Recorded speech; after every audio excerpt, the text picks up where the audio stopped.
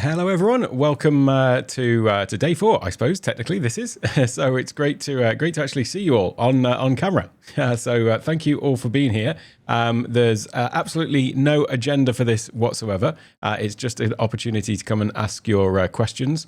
I always love answering the questions in the live stream. The problem is sometimes they've already been answered, or sometimes I don't have the context to them, so I don't don't understand what the question is. Whereas here, at least we get to sort of speak face to face, and you can ask anything you want. So with that said, the way that this is going to work is just feel free to pop your hand up if you've got a question, or if you don't want to come on camera, then you're welcome to drop it in the chat as well, or however you want to do that. So if you've got any questions about anything that's come up, then feel free to drop them in. We've put you all on mute when you first come in, but then feel free to just come off mute when you're ready. So Stephen, great to see you, my friend. Hey, how are you? I'm very well, thank you. Yeah, great to see you. Whoops. Good, likewise. Hey, you know what? I do so many presentations where I ask people to raise their hand, and there's that uncomfortable 30 to 60 seconds where nobody raises their hand until somebody goes first. So that's why I raised my hand right away. Excellent, thank you. I hate when people do it to me, but I also actually have a question I've never thought about before. Oh, perfect. Just watching what you were doing, and it's this. How I noticed that you keep your Ecamm on a separate monitor. I've always kept it front and center. Yep. I'd like to play around with having it on a different monitor. I do have 3 screens. What is the simplest way to move it to a separate monitor, or is it just literally drag it and reset it up on the other monitor? Is there any Alec's way of doing that? So it is basically just on that extra. It says can't spotlight. Just 1 second. Let me try that again. I don't know if I'm spotlit at the moment. Let me try that. There we go.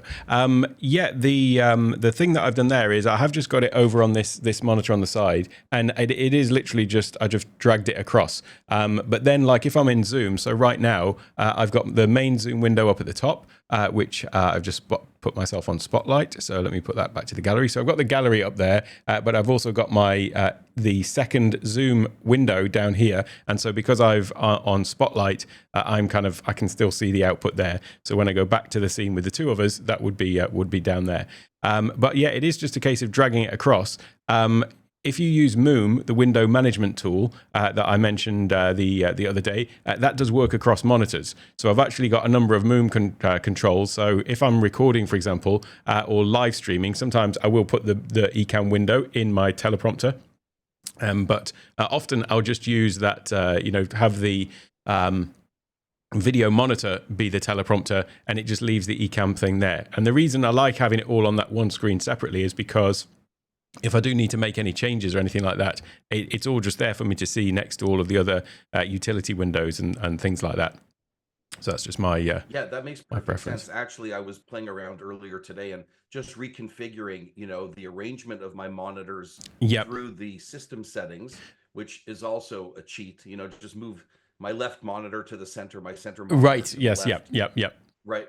But there's other things that are going on there. The second thing I noticed, because I've seen so many things that you've done, the subtlety of having background objects behind your main screen. So if you look at my screen where you see the kind of purplish bluish, I never really thought of having graphic elements behind there. I only thought of the whole screen kind of looks that way and it's busy. But I like the idea that you can have a busy screen behind and different elements, and using the eye or whatever, turn them on and off. Do you have any thought on a best use when you're using motion graphics? So if you put them behind and you have something subtly kind of moving in that little purple space in the bottom, how much is too much before we start annoying people? It is quite subtle, that, isn't it? And like let me see if I've got this graphic. So no, that's not the best one. Well, that's kind of what I was talking about. So that actually, I feel like that is a bit busy. It's for me, that's too sort of bright, and I mean it's maybe not for some people, but for me it's a little bit bright. But there's one that we the graphics for all of this workshop were done by Marshall Fox, who always does an amazing job at this. But he did send over a video, and I actually felt like that video was a little bit too fast, which is why I didn't actually use it. The one that I have normally in my regular profile is, and I'm just trying to speak and navigate my folders here. The one that I normally have on my regular Ecamm profile is just like really, really subtle, and so you don't get the. It's not quite so jarring. Let me see if I've got the video. And I here. did like the idea of having 4 or 5 static elements that can change when you just copy and paste a scene or duplicate a scene. Right. You can literally turn on and off some of those elements to make that scene look a little bit different, but people don't quite know why, but it's still consistent. Yes. Yeah. So that was something I really liked. I never really paid attention to before. So I was just curious, just like, you're right. Yeah, that's that amount, that's something like I had in mind. And I wonder how long you can play that before. You see, I felt that this was a little bit too much, honestly. I thought that it might get too much of a distraction. I mean, what did, if we just go to another scene, and I'll just drop my camera off it. I mean, it's not that bad, and it's, you know, pretty subtle. I mean, you see some people have got really extravagant ones with like lots and lots of movement, and I find those are way too distracting. But what I did with mine, the other thing that you can do is, let me find the actual one that I use now. I actually got my background image, but then I used a sort of blend feature. So I got the animation that I wanted. So let me just see. This is actually the one that I normally use. So what I'll do is I'll take off this video background. I'll just go to a new scene, and then I'll do my share to show you what I did here. So if I go into here, I've got this video, and if I drop it into the scene, you'll see that it's quite bright and probably too much. So there's this. Now, what I liked about this was I liked the movement of it, but it was too bright and it didn't really match my brand colors. So what I did was I went into the settings here for that video. So there's the Adobe stock video loop that I got. And then I clicked on the little cog icon there.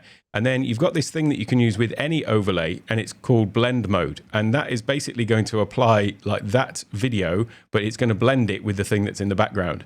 So there's all different kinds of blend. But if I go to overlay blend, not to be confused with Ecamm overlays, it's quite annoying. That's what it's called. But can you see how that's just added like a really subtle movement to the background? And so because it's really faded out, I'm still using my same background image, but then if I just toggle that video on, it meant that I got that level of movement, but without it being too overpowering. So that's on my regular Ecamm profile that I use. That's actually the background movement I've got. Now, I didn't use it on this one because actually, because of the background image here having lots of sort of curves and rounded textures to it, I actually felt that this didn't match with this particular background image, if you see what I mean. But that just gives you like a real subtle amount of movement, so it's there, but it's not like to the point where it's distracting. So that's there's a fine line really, and I mean you see some people who've got like really bright flashing things, and it is just a total distraction in my view. But thanks for bringing up the blend tool, because those are tools that I neglect to really think about using, and I've used them occasionally for different masking purposes and whatever. Right. But that's a great takeaway. Thanks so much for that. You're welcome. Let me let some other folks share some questions or whatever. I appreciate the feedback. Cool. You're welcome. And yeah, those blend tools as well. What I found is the one that works with one video and one background image might not work with another. So you just go through them and just try them all out and see which one works. It all depends on the color of the video, the color of the background, and those kind of things. But yeah, definitely worth playing around with. You're welcome. Hi, Lawrence. You're up next. Hi there. I think I got my video working. Hi there. Hey, great to see you. Okay. What's that? I said it's great to see you. I love seeing people instead of names in a YouTube chat. Yeah, likewise. I really enjoyed the entire days that you've had this webinar. It's been fantastic. Oh, cool. I have a large background in graphics, video, 3D, blah, blah, blah. So I'm familiar with that. I'm not familiar with this program at all. Okay. But everything that you show on how it works, I understand. It wouldn't take me much to pick it up. However, I have one big shortfall, which is that I've managed to go my entire life without using any Apple products. Okay. And because Ecamm only works on Apple, I'm going, okay, well, I'm getting Apple then. Right. I want Yes. Yeah. for the live stream production stuff.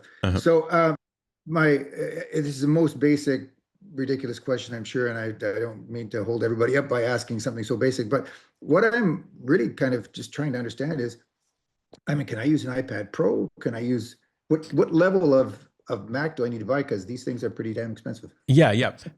So first of all, any questions are welcome here. It's we're all on the same journey, just at different points. So that's it's no problem at all. In terms of like the Apple ecosystem, there are the sort of computer side of things, and then there are the like iPads and iPhones. So an iPad has a different operating system, and it's called iOS basically. So it's a different operating system, and Ecamm doesn't work on things like iPads, even though they're becoming closer and closer to PCs or computers these days. So it would be okay, because I bought that for the teleprompter. So cool. Yeah, well that's a great tool to have. The thing that you want to look for then is either a desktop or a laptop. If you're a PC user and you've got like another computer that's like you're using all the time and that's still going to be your primary machine, then and you're just going to be using Ecamm for creating videos, then a desktop, either one of the Mac Minis or a Mac Studio. I should probably just pull it up because it's going to be easier to show you. But the latest generation of Mac Minis, depending on what you're looking to do, are fine. Just don't go with necessarily the base model. But let me just pull up Apple. What are you looking to do with Ecamm in particular? Is it just video production, or are you looking to do like events, or how are you intending to be? Yeah, it's a little bit of a catch-all. I figured that what I do is I dedicate that, whatever that unit is, I dedicate it to doing this stuff, whether it's recording the videos that we have for courses that we're building. Yeah. And then as well, if we do, I was actually thinking also of the live Zoom, because I like this sort of live production stuff. Yes. Yeah. So it was a little bit of both. Okay, cool. So if you look on the Apple website, and whoops, it is sharing the wrong screen here. I was just there last night. Cool. I think I've sharing. Let me try this one. Is that the right? There we go. Yep. So yeah, there's basically in the Mac range, you've got the Mac Pro, which is probably total overkill. You've got the iMac, which has a built-in screen, but I would recommend one of these two, depending on budget, essentially. So the Mac Mini it's really tiny. I mean, it's like about this big, and as you can see, it's this. Hold it in the palm of your hand. If we go to the specs of this, let's just go to here. It's not like for like with PC. So if you're coming from a PC and you're thinking 16 gigabytes of memory doesn't really sound like much, it used to be that Apple used Intel chips until I guess about 4 years ago, something like that. They introduced this. They call it the M series chip, and it's Apple's own processor. And so because they're designing the processor, the memory, and everything's all completely designed to work together, it actually means that it's not really like for like anymore, even compared to older Macs that used to think, I need 32 or 64 or 128 gig of RAM, whereas now you can get by with a lot lower than that. So I would recommend something like the M4, but potentially going with this M4 Pro. But just the higher one in here with let's say 24 gig of memory, so like $1,000. That would be kind of, I would say, the sort of starting point. It will run perfectly well on these others as well, quite honestly. It's just that I made the mistake when the new M series Macs came out originally, and I bought the M1 Mac Mini, and the whole thing was, oh, these are just crazy fast compared to previous generation Macs. And whereas I always used to get the top of the line MacBook Pro, then these were just significantly faster. But I regretted getting the base model at the later, further on down the line, because what happened is what I was originally doing with the Ecamm, suddenly you discover like all of these other things you can do, and especially with your background, what you may find is that there are all of these other options that suddenly open up to you, and you want to do more and more with it and integrate more presentations and all of these kind of things, and multiple Zoom instances. So starting with at least this one here, the M4, sort of at the top end of that, or the M4 Pro. If you go to the Mac Studio, that's going up another level in terms of the cost. But one thing about that is I think the Studios are still the M3, even though they're still going to be quite fast. But there should be a new Mac Studio comes out a little bit later on this year, probably in the in just a few months' time. That should have. Oh no, this one's got the M4 Max chip as well now. So yeah, and that gives you just sort of more connectivity, more power, and more speed. Okay, I think I follow. I've got, like I say, quite a tech background as well. Yep. I won't explain it. Does that mean that with those things, that I use monitors I have? Exactly. Yes. Yeah. And just note with the Mac Mini, there is a limit of 2 monitors that you can plug into it directly, but you can use a dock with DisplayLink technology to have. I mean, like I've got 5 monitors plugged in, so there are ways around that. Whereas the Mac Studio, if you can go to that in terms of budget, can just drive them directly from the device itself without needing a special dock. You will still probably need some hubs or docks to actually connect everything, but yeah, you can use your existing things though. Well, I'm surprised because I looked at that and I looked at the MacBook Pro and I'm the same as what you said. I right away look at what's the top of the line thing because I'm thinking I need that. With the storage there of less than a terabyte of storage, I mean, is that still fine for the program? Yeah, it's fine for the program. You would potentially need, some external storage. So, I mean, that was another mistake I made with the first. This is learn from my errors with the M1 Mac Mini. I actually got the lowest level of storage, but then I had a large an external storage. The problem was I probably didn't go as big enough because it was only 256. But if you're going to have your like the files and folders and things like that on an external storage, I mean they're so fast these days. It's almost as fast as it being on the device. Yeah, but that just gives you more flexibility then in terms of upgrading it later on because they're not the easiest to upgrade if you ever want to upgrade things in the Macs in terms of hard drives and stuff like that. It's technically possible, but that's really helpful. Yeah.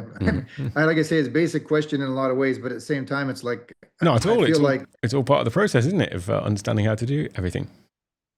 Yeah, and you don't find it hard. I mean, I saw your setup from the side camera there. You don't find it hard to have like a big monitor next to you, and then when you're delivering your stuff here, are you just on the teleprompter, or do you have? Yeah, So basically, my desk is sort of L-shaped or sort of bent round to the side. So usually when I'm actually working, I'm kind of sitting at my desk here, and the keyboard and mouse are over this side, and I'm looking at this. But then when I'm recording, I'm just basically shifting around to here. Or if I'm on a Zoom call, then if I just put my display to sleep. But then if I'm on like a Zoom session like this, I've still got my windows open here that I want to share. So I'm looking into the camera. I've got this down here. I've got Ecamm off to the side here. But then everything that I might want to share or demonstrate or whatever is over on this monitor. So I find that this works quite well because it means that you've got my full attention when we're doing this sort of thing, but I've still got all the information to hand if I need it. Okay. Well, hey, Alec, can you point out where your camera is and what you're looking at? Oh, absolutely. Yeah, that's up quite a bit. Yeah, that would be a great idea. Sorry, I'm not looking at the chat, so thanks for mentioning that. I have one follow-up for you too when you're sure. So this is basically what it looks like from my angle. So in there is the teleprompter. So that's where the camera is. So that's my main camera is in there. My laptop is just on a laptop stand below it. So this is an M3 Pro Max or M3 Pro Ultra, is it? I can't remember now. The last year's MacBook Pro. But I'm using that to see. So now I'm looking at the gallery there, and then this one, when I go to the dual view, then I would see who's asking the question up in the teleprompter, so I can be looking at the person asking the question. My Ecamm is over here. This is just on a little portable monitor that I've kind of mounted to the back of the stand that my Rodecaster is mounted onto. And then over here, I've got, where is it? There's my main monitor, and this is like my sort of communications monitor or whatever. So when I'm kind of working, I'm sitting in front of that one directly, but when I'm sitting here, then I can look into the camera, but still have everything that I need to share is just over to the side. Hopefully that's a bit easier to see, perhaps. Just to follow up, there's a couple of things. One is I've got computers and stuff and monitors all over me here, so I've got a similar sort of look to you. But I kept thinking, I've never done this sort of online streaming recording but the way you've got it laid out there seems idyllic for me, and I like all the different things. I just bought this Stream Deck cool. stuff as well, the pedals and all that. So I'm kind of ready to jump into it. But the one thing that I keep wondering about is when I'm in production, like where I'm actually recording something, I expect to have like a laptop in front of me that like kind of like just exactly how you have it there. I've got the teleprompter in front of me, and I've got the laptop in front of me right now because I'm not actually on the big monitors talking to you. And I'm expecting to have that. Now, if I've got the Ecamm on a monitor next to me, can I be running this between Windows and Mac at the same time? You could, you can certainly have, like, if you've got content on your PC and it's on the laptop, say, in front of you, then you could take an HDMI cable out of the PC, and then there's a thing called a Cam Link, which is it's a capture card that takes HDMI and converts it. Yep. So you could take the HDMI out of your PC into the Cam Link and then plug that into your Mac. And then it would show up on your Mac as if it was a camera. So then in Ecamm, you could have a scene set up where you basically, in the same way that I demonstrated adding a camera in, well, you just do that, but it would be showing basically whatever was on the PC. Now, on the PC, you could either have it mirroring the entire desktop, or you might have a presentation and have it just sending out just the presentation feed out there, and then have the speaker notes, let's say, on the laptop in front of you. So either of those work. There's a way that you can transmit video over a network using, it's called NDI. So there are tools that you can get. Yeah. So you could have NDI on your laptop, and then an NDI video feed would just show up on Ecamm just as a camera source. So that would be another way of doing that as well. Awesome. Fantastic. Thank you very much for taking the time. You're welcome. You're welcome. Yes, Michael, you're up next.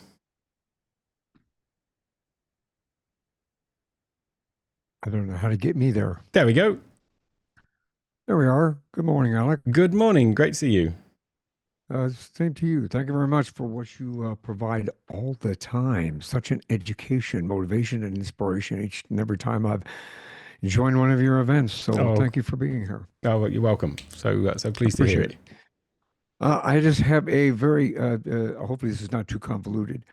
I am trying to incorporate, and I downloaded to one of the conversations over the last several days, the Keynote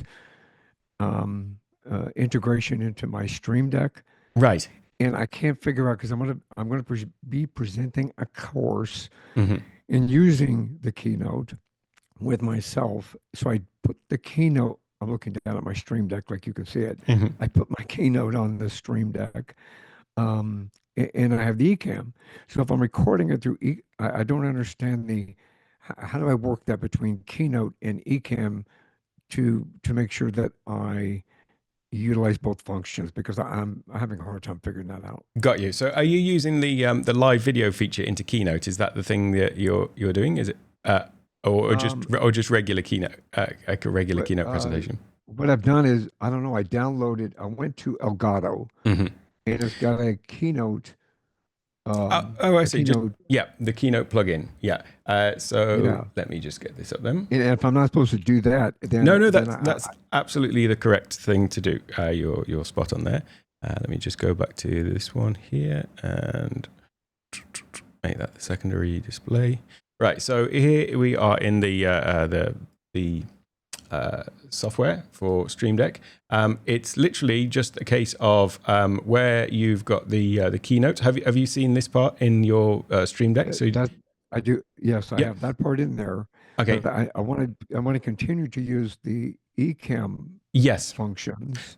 Right. Now, with Ecamm, it can be a little bit perhaps confusing, because when you install Ecamm, it's going to say to you, do you want to install the Ecamm profile for Stream Deck? Because Ecamm are trying to be helpful and give you a collection of buttons to begin with. So you may well have a profile that's called Ecamm that was created for you in Stream Deck just by default from Ecamm. I actually never use that. I do. Okay, so I never use that one because there's lots of buttons in there which you may be not even using. So I always say it's better to start with a completely blank canvas effectively, and then it's just a case of sort of building it out. So if you go to your Stream Deck and just go to New Profile, where is it, down here, and create a new profile, and then you've got a completely blank canvas to start with. And then you just go through and add in like the specific scenes that you want to have or the specific overlays and just build it up bit by bit. Because in the default Ecamm profile, I don't even know if I've got it on here, if I have actually deleted it, but let me just go and see if there might be one in here somewhere. This one. Oh no, that isn't. Or is it in there? Yeah, it might be in there. There we go. So this is the default Ecamm profile when you start the Stream Deck up. Or install it. And you can see how it's got a few things here for run scene. Well, in the way that I use Ecamm, I might very well use those. But these ones here, solo, add left, add right, these are related to almost like, for me, a different way of using Ecamm, where you have the entire screen, the scene source is a camera, and then you want to be able to add a guest in. And I would say that these are kind of like a hangover from the previous way that was the only way that we could use Ecamm to bring cameras in. So because you've got these things in here that you might not necessarily be using, I would say it's better to just start with a completely blank profile and then build things up from there as as you need them, specific to your particular use case. So from that perspective, how do I use both Ecamm and Keynote at the same time? Okay, so that's where I'm confused. Okay, so let's say that we go to here, and we'll just go down to the very bottom. It's coming off the screen, but there is a little bit at the bottom that says New Profile.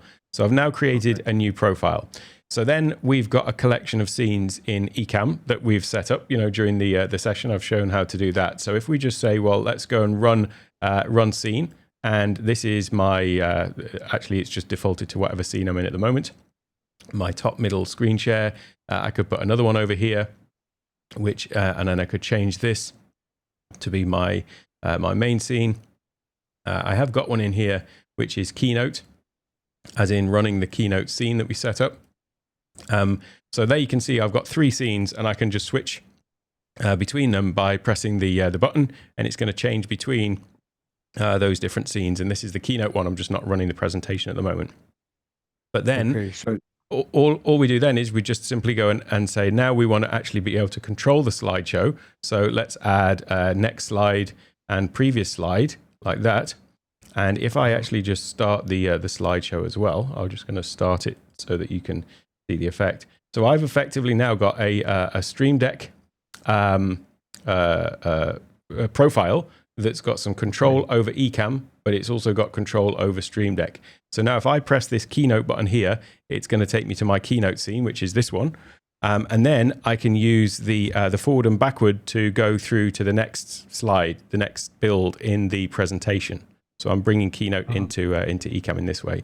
So that's how the Stream Deck is set up. And then, as I say, you can just build out what you want. I mean, it might be that you also want to go into the Ecamm for Zoom and maybe add in the mute and unmute. So now I've got a button there that I can use to mute and unmute myself on there as well. So that's the thing, really. You can build out a collection of whatever particular controls you want for whatever the use cases that you have for it. And they can all be on one profile. You don't have to have one profile per use case. Brilliant. Thank you. Alec. But Alec, watching that work that way, you just answered all my questions. Thank you. You're welcome. Hey, Alec. Hey, Tommy, yes. You may want to show him the Keynote setting for run-in window too, in case. Oh, that's a great point, actually, Tommy.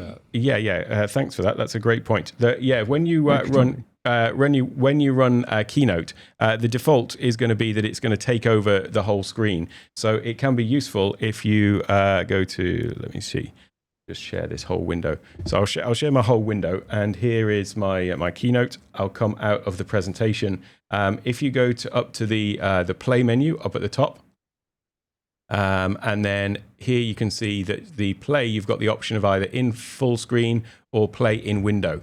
And so if you have it play in window, then it's going to mean that it's going to play in a window like that rather than taking over your whole screen. The one thing to note about that, though, is like this is a 4K monitor, but I'm recording in 1080p. You want to make sure that whatever the resolution you've got your video coming into Ecamm at, you want to make sure that the actual window that you're sharing is also like at least that resolution. So what I mean by that is, let's just bring something up with some graphics in this Keynote presentation.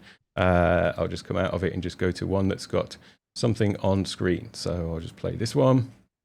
So you can see that there's basically some text and things on screen. So what I'm going to do now is you can see how big that is on the screen. It's basically, it is at least 1080p because it's a quarter of the 4K monitor. So now if I come out of my demo mode, I'll go back to that screen that's got the slides in. What you should be seeing is that the slide quality is still clear. But what I'm going to do now is I'm just going to scale down the window physically on the screen. And if I make the window really small on the screen, whoops, let me just get rid of this one a second. I've got to try this again. We try and play that again. Hang on one sec. There we go. If I make that really small on the screen though, down to the bottom corner, and to get this one out of the way as well. For some reason, I've got the main slides are still showing up there for some reason. I don't quite know why that is. Hang on one second.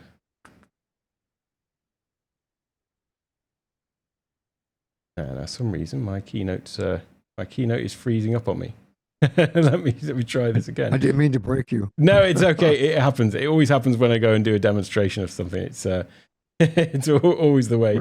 If ever you demonstrate something, Murphy's Law. That's it. That's exactly it. Okay, I'll come back here until I reconnect. There we go. Has that reconnected me?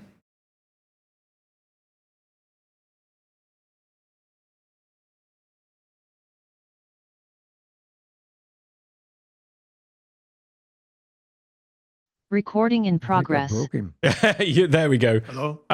There we go. Alec, I don't know if you can hear me, but you're muted. Yeah, it's okay. It just dropped me out of Zoom and brought me back in again. So I should be I should be back now. Hang on, let me try and get back.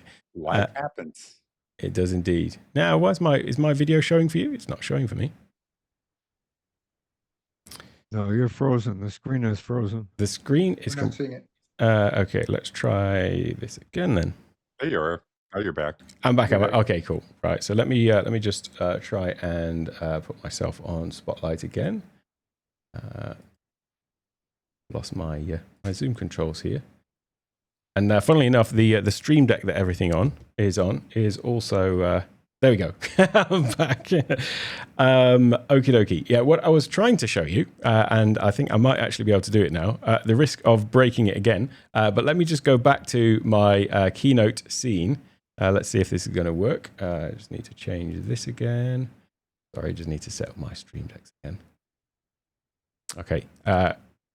So what I was trying to demonstrate was that I've now made the Keynote like really small in the corner. So before we had the Keynote taking up a quarter of the screen. So it was technically, 1080p resolution of that window. But now that I've made the Keynote really small in the corner, if I now go to share my screen again now with that Keynote scene, what you'll see is everything is blurred. And it's blurred because Ecamm is trying to scale up a really small window and make it 1080p.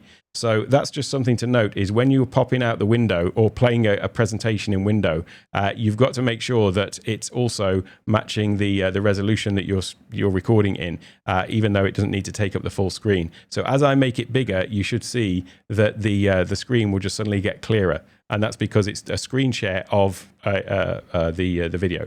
If that makes sense. I hope that was worth the drop out. Thank you. Thank you very much. I appreciate it. You've really cleared up some stuff. So and everybody else's input. Thank you for that as well. You're welcome. You're welcome. And I've just lost all of my panels as well. So whoever's next up, feel free to come off the off mute. Alexi. How you doing? Hey, I'm great. Thanks. Thank you for the opportunity for these past 4 days and learning. I think it was perfect timing. You're welcome. I've been messing with or like playing with the Ecamm, and I think you helped me fast track my journey. Cool. So The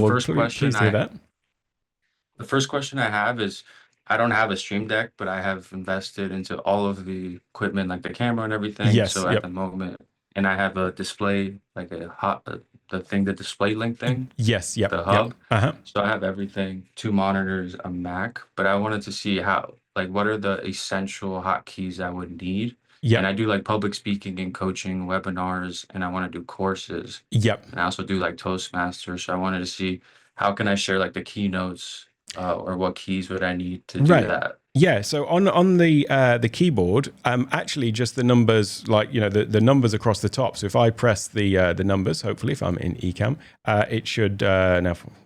Of course, I'm demoing, so it's not going to work, is it? Let's try this. It should just go through the scenes by pressing the numbers on the keyboard. But you can also go through, and if you look at any scene in here, you'll see that there's this little symbol here, and that's basically it's the command symbol that you might be familiar with off the Mac keyboard. And if you click on that, you can actually create your own hotkeys for anything. So you can create your own hotkeys for any scene that you've got, and you can also create your own hotkeys for any overlay as well. So that means that whatever you're doing, you could basically, you know, create whatever's comfortable for you as well. Because obviously the numbers are going to go through to you know, the scenes, but you're going to be limited on, obviously, depending on how many scenes you've got, the number of numbers that you can have. But that's the way that you can program any hotkey. The other way as well, because there are, you know, quite a lot of keys, is, and this is the same for any Mac application, is that you can go into the menus, and whenever you see a command, you'll see that there is the hotkey listed next to it. So that's where you can you know, change those things. So save photo, there's that's something some people don't realize as well, is there is a function to save a photo. So if you're doing videos and you want to capture a snapshot, you can do that as well. But those are the that's where you'd find out all of those hotkeys. So what would you say, like the most like five essential hotkeys I would need to set up to kind of run that kind of display that you had of? Yeah. So the Keynote is going to have its own keys, or if you've got like a little presentation clicker, that would still work for that as well. But then yeah, it's basically going to be scene changes really, and switching scenes and adding overlays as you need them. And then, as I say, you could literally just go and assign, you know, whatever works well for you in there. Okay. And then how do I set up the Keynote as a scene? Setting up Keynote as a scene is just a screen share. So what you do is you create a new scene, and then all we're going to do is add in a screen share overlay. So in the overlays window, these are the different overlays you can have. Remember as well, you can also add a PDF in. So because it's not explicitly listed there, and I think a lot of people don't realize you can do that. But at the moment, we're talking about presentations. So you can click on this one, and it will add in a screen share. And then, although I mentioned in the workshop that I generally only share the whole desktop and crop into what I want to share, presentations is the exception, where I always just share the actual application. So in this case, it is Keynote. And so now we've got my presentation coming in there. I'm using live video through Keynote. That's how I get some of the graphics to be incorporated with my video. So just kind of ignore that for the moment. Just imagine that is, if you've got a regular Keynote presentation, then it would just come into there like that. And then you could potentially add your camera in separately. So as I say, ignore my camera in there because that's coming via Keynote itself. But that would be how you would set up.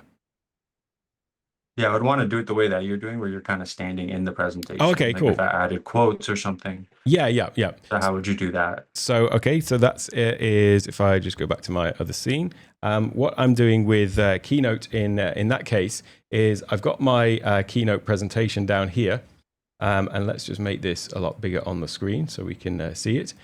So Keynote has this feature called live video, and that basically allows you to bring in a video feed into Keynote. So that is from the top here where it says media.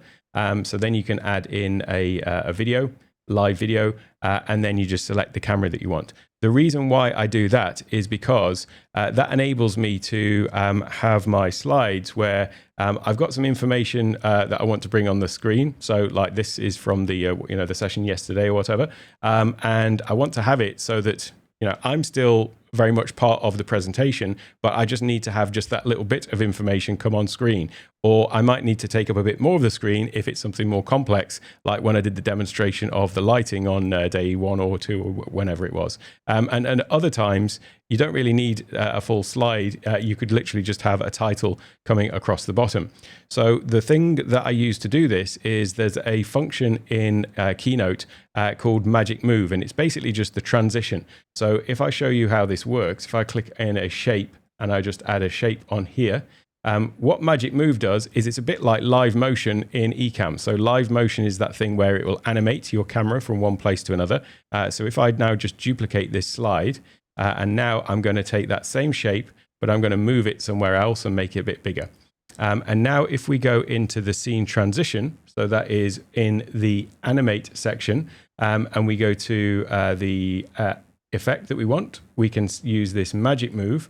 And what that's going to do is when I play this presentation, it's just going to animate that thing from this position to the position on the next slide. So if I just click on play, you'll see it's just going to animate that thing like that.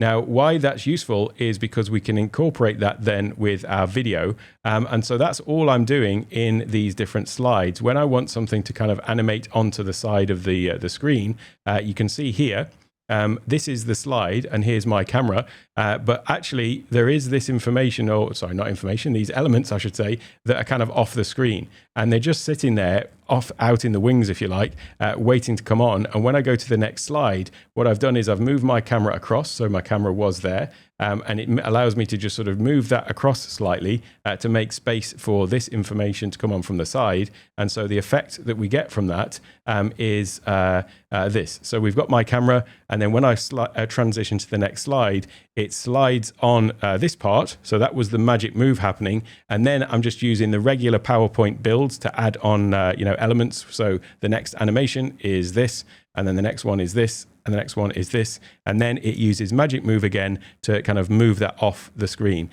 So the reason why I do it in here rather than in Ecamm itself is because all of those graphics, for the little bullet points and things like that, if I was to do that in Ecamm, first of all, it would be a load more overlays that I'd be creating, but it would also be far more complex, honestly, than just having something that's built out as a template in Keynote. And so I always have this view that I should use Ecamm for the live production and Keynote is used for the presentations. Or you could use PowerPoint and they have a same, their feature is called Morph instead of live motion, but you can have the video coming in and then use the live motion that way. And then that means that, sometimes you might not need to use even the full sidebar. It might be just, a simple title like this, and so that's coming over the top of that. So what I've done then in Ecamm is, if I go back to my Ecamm setup over here, this one, I've got that scene that I created wherever it is. Let me just I'll just create a new one. I always end up with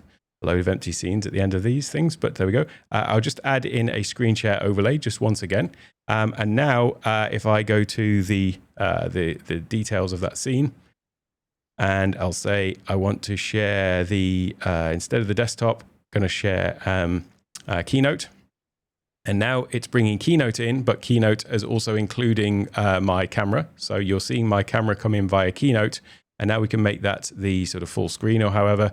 And so now I've got a scene that looks like it's my camera in Ecamm, but actually it's a screen share of Keynote. And now when I press the button on my Stream Deck to advance to the next slide, it's going to bring on the next animation, whatever that is. So that's how I was doing those kind of live on-screen graphics throughout this workshop. Is the actual animated graphics and things like that are all done in Keynote, and I'm just sharing that in through Ecamm.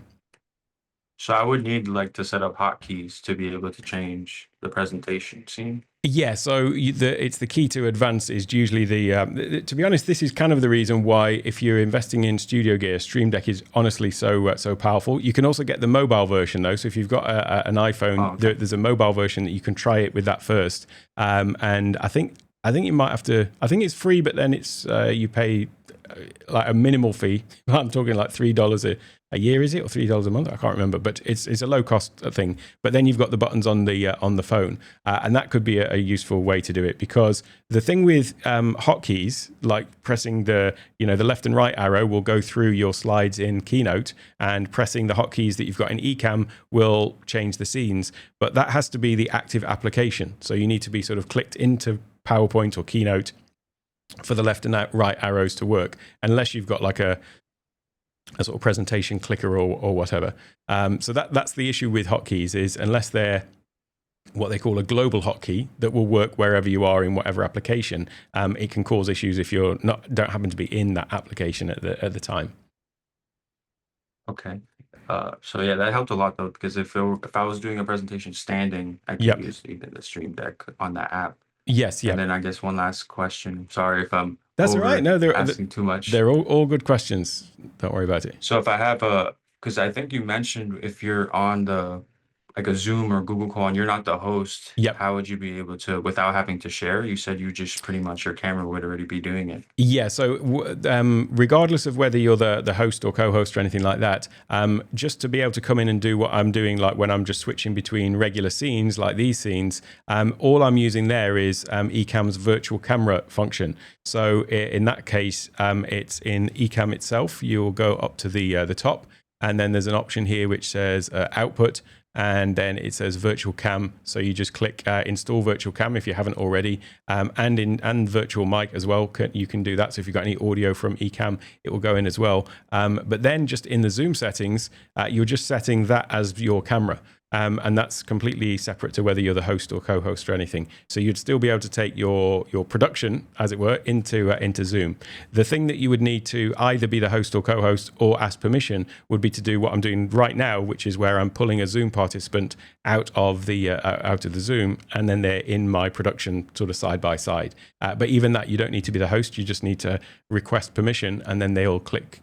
Same as like if you ask permission to record, and then you'd be able to just pull people out of the Zoom. And the way that works is, at the moment, I've got these two cameras. One of them is set to my camera A, and then the other one I've got set to Zoom active speaker. So whoever speaks is going to drop into this particular slot. But you also have the Zoom window down here, and here you can see all of the participants. And I can go in, and any individual person, I can click on add, and it's going to add their video feed into here. And then I could go and assign to a placeholder camera. So if you wanted to have a scene set up with 6 guests or whatever, you could go and assign somebody like that.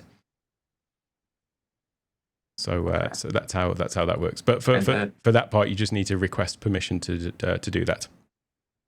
And then I heard you mention something that you could use your iPhone as a separate switch camera too. Yeah, the iPhone you can. If it's plugged in with a cable, it will just show up. I'm not going to do it because that's what's. it's because I'm using it as a tethered internet connection at the moment, in addition to something else, and that caught me out on day one. But yeah, it will just show up as a camera, and you can use that then. Okay, awesome. Mm-hmm. All right, then that's pretty much all the questions I just wanted to clarify, and then I'll research some more. But you're a great help for all of this. Thank you. Cool. You're welcome. Anytime. And next up we've got is it Panos?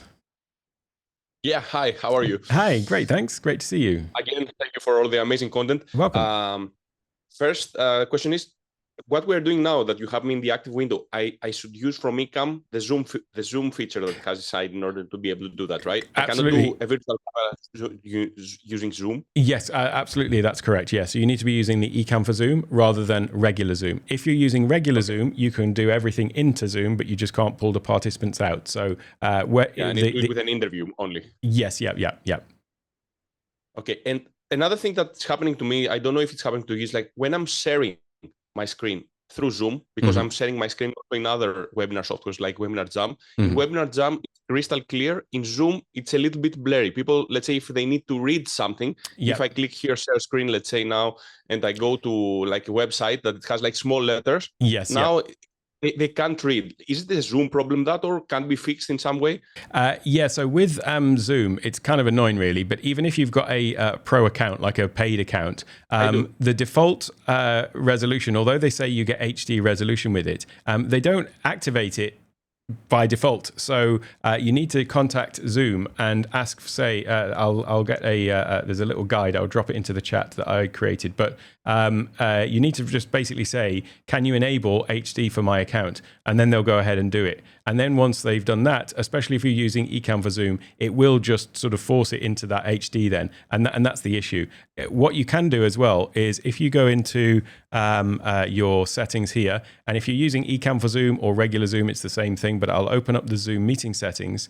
A useful thing to look at is if I bring my meeting settings over here, if you go to statistics, what you will see is if you go over to screen share, video, I should say, what you'll see is the resolution that is being broadcast. So you can see that I'm broadcasting at 1080p and I'm receiving 1080p as well. So you can always see that in there. But what you will find is in those instances where you weren't actually, where people were saying it was blurry, it would be because that was low. And as I say, it's kind of annoying that they don't just automatically enable it. The reason why they don't just enable HD on your video is because they, for when you are screen sharing, actually screen sharing using Zoom's built-in screen sharing feature, they're going to prioritize the resolution because they know that you're going to want people to see that clearly, but you will find sometimes that the frame rate will be low. So you might see when people like move their mouse across, it might lag a little bit or whatever. And that's because they're prioritizing the resolution over the frame rate. Whereas with just cameras, they're assuming that the vast majority of people, quite rightly, are not doing any screen sharing via a camera, because that's what we're doing with Ecamm. And so they're prioritizing the frame rate over the resolution, because actually when we're looking at individuals, we don't notice that slight difference in resolution, or at least it's not too detrimental. But obviously it does show up when we're trying to share text. So I'll just grab this thing and drop it in as a PDF though, because I've got a little guide which tells you basically how to ask Zoom for this update. So I'll just grab that in a moment. But that'll be it. Hey, there Alec, is Stephen, yeah. can I interject just something else Absolutely. that I found on that topic? Sure. So I had the same problem. I have an enterprise account. I have HD. Everything was working. I still had the problem. Turned out it was actually the memory of my Mac Mini. And there's only one thing is that HD button turned on. There's like 7 or 8 other things that have to do with your computer, your bandwidth, your all of the above. And I went through this checklist. One of the things I was told, I don't even know if it's true, that if you were playing in a full window, it causes a problem as compared to not playing in a full window. But what I discovered really, I have 16 gig and I was using about 13 gig. And when I went just above like 80% of memory, some reason Zoom will knock you back down because it's reading that you may not have enough space. Absolutely. So there's other technical things that I'm sure you're more aware of than I am that maybe need to be looked at, maybe a little checklist. Yeah, absolutely. So what I'll do is that's a really good point. I'm going to just drop this list into to a guide, and I'll just show you what that is. I actually made this before we had Ecamm for Zoom, but this was more about how to use just the regular built-in screen sharing. So this will tell you how to use the regular built-in screen sharing. But somewhere down here, as we go down to page 11, Zoom resolution. So this explains it a little bit, and this is what you need to do. You click on this link and then put this message in. This is basically Zoom support. And you say, I'm using Ecamm Live and I want to upgrade my resolution. They'll usually get back to you like really quick and do it. But then there are still a load of hoops to technically jump through. One of them is you have to go into your Zoom settings and enable Group HD in your Zoom settings on the web. You also need to have bandwidth requirements. So if you've got low bandwidth, the resolution could still drop again, even with the activating it. You also need to go into your Zoom settings and on the desktop app and make sure it's turned on there as well. And then there are some other reasons why it might happen, which is here. Let's see. You've got to put the meeting into full screen mode. This is with regular Zoom. You've also got to use active speaker mode. HD has to be enabled in the settings. You have to meet the bandwidth requirements, and at least one attendee must be in full screen mode as well. and then receiving, there's some other things to do in there too. But one of the other ones, you're quite right, is processor. And if your processor is going up to like 80 or 90% and like maxing out, which is one of the reasons to, you know, be conscious of having something that's got plenty of processing power, it will also drop it down then because it's figuring you can't handle it. Now, I've got to say, if you're using Ecamm for Zoom, it forces all of these in any case. So as long as you've updated your group HD, you know, put in that request, you don't then need to meet these extra requirements. You do still need to meet the processor requirements, but the one about, you know, you being in full screen, somebody being active speaker mode, and things like that, you don't have to do that. You just need to enable it, and then Ecamm will force the HD. So like right now, I'm not running in full screen mode, but it's still giving me that 1080p. So, but yeah, that's great point, Stephen. There's other factors as well. Yeah, it just drove me crazy for the longest time. I had everything right, and then it turns out that when I was opening Zoom plus Ecamm plus Keynote, and also I was running Crisp at the time. Right. Crisp, I didn't notice, but it uses up almost 2 gig of memory when it's in transcription mode, and it just pushed me up just enough, and I had not realized that. And as soon as I turned off Crisp, everything went back to the way it should be. So be careful. And so what I do is I run Activity Monitor in a little, just in a little tiny box, just to see visually that I'm not. And I do the same thing you suggest, to open the stats. Yes, yeah. And just watch that I'm getting what I need to get. And lastly, because I know one of our colleagues here was asking about Keynote, I'm now running Keynote off of a separate laptop, bringing it in as a camera. So I'm not even using that processor, but it's an evolution. I mean, it's, I think that's what we all go through. I've been using this Ecamm now for what, almost 5 years. You know, it was my pandemic discovery, and it's just a process. There's always more to learn. One more while I think about it, actually, on the blur thing, you know, the resolution. There's another thing that can catch you out as well, which is if you are, let me come up to my main monitor. If you go up into the very top of the monitor, then there's this little icon here. If you click on that, it will show you everything that's using the screen share or the camera. Now, if you go on to, so this is Ecamm Live. We've got Display Link Manager, but there might be Zoom in there as well. But you get this thing here, which is you've got all the different cameras connected. And you've got this thing here, which is called Portrait Mode. And that will sort of blur out everything around you. And so sometimes what you can have the case of is you might well have, well, it's not running now because I'm using Ecamm for Zoom, but you might have one of the cameras, or the Ecamm virtual camera, I should say, where it has got the portrait mode on. So if you're using regular Ecamm into Zoom, but the Ecamm virtual camera has got that portrait mode applied, then you're going to find that everything's potentially blurred except you. So if it looks like everything is blurred, then it's probably the Zoom resolution thing. But if you're noticing that like you're really crisp, but it's just everything around you is blurred, then it's more likely to be that portrait mode. So it's annoying that there's so many ways these things catches out, but there we go. Hopefully that helped. I have some more questions. Can I continue? Of course. Yeah, absolutely. Yeah. So I have a more complicated question about so my setup here is, and thank you for the NDI thing, because yesterday I managed to make my other MacBook as a camera. Oh, great. Now I have more sources. Yep. So I'm having a Mac Studio, I'm having a MacBook, I have an iPad and 2 iPhones that I'm connecting all the time. My problem is how I can share the sound of all this in Ecamm, because I'm using Ecamm as a virtual camera. I'm using the Ecamm virtual microphone. So when I'm sharing my screen from my Mac Studio, I found that in order to share the sound, I just connected with my Rodecaster Pro through Bluetooth. It passes through Rodecaster, and Rodecaster is a microphone in Ecamm. Right. Now, I also have connected my iPad through a charging cable, and I use it as a camera. And I also do that for with my iPhone. Like I can have this, or like my iPhone, and I have also my iPad. But I cannot have at the same time all the devices share the sound in the same webinar. Like sometimes the one plays and the other doesn't play, the sound doesn't pass. What's the best setup for that? And the last is when I'm connecting, let's say with this button, my other MacBook now. Yep. It has some delay with the NDI, but I didn't find any audio options there. Yeah, so the NDI should there should be an option for NDI audio. So, whoops, wrong screen. If I share this I cannot find it. So in if you go to plus now, I'm probably going to issues here. Let me try this.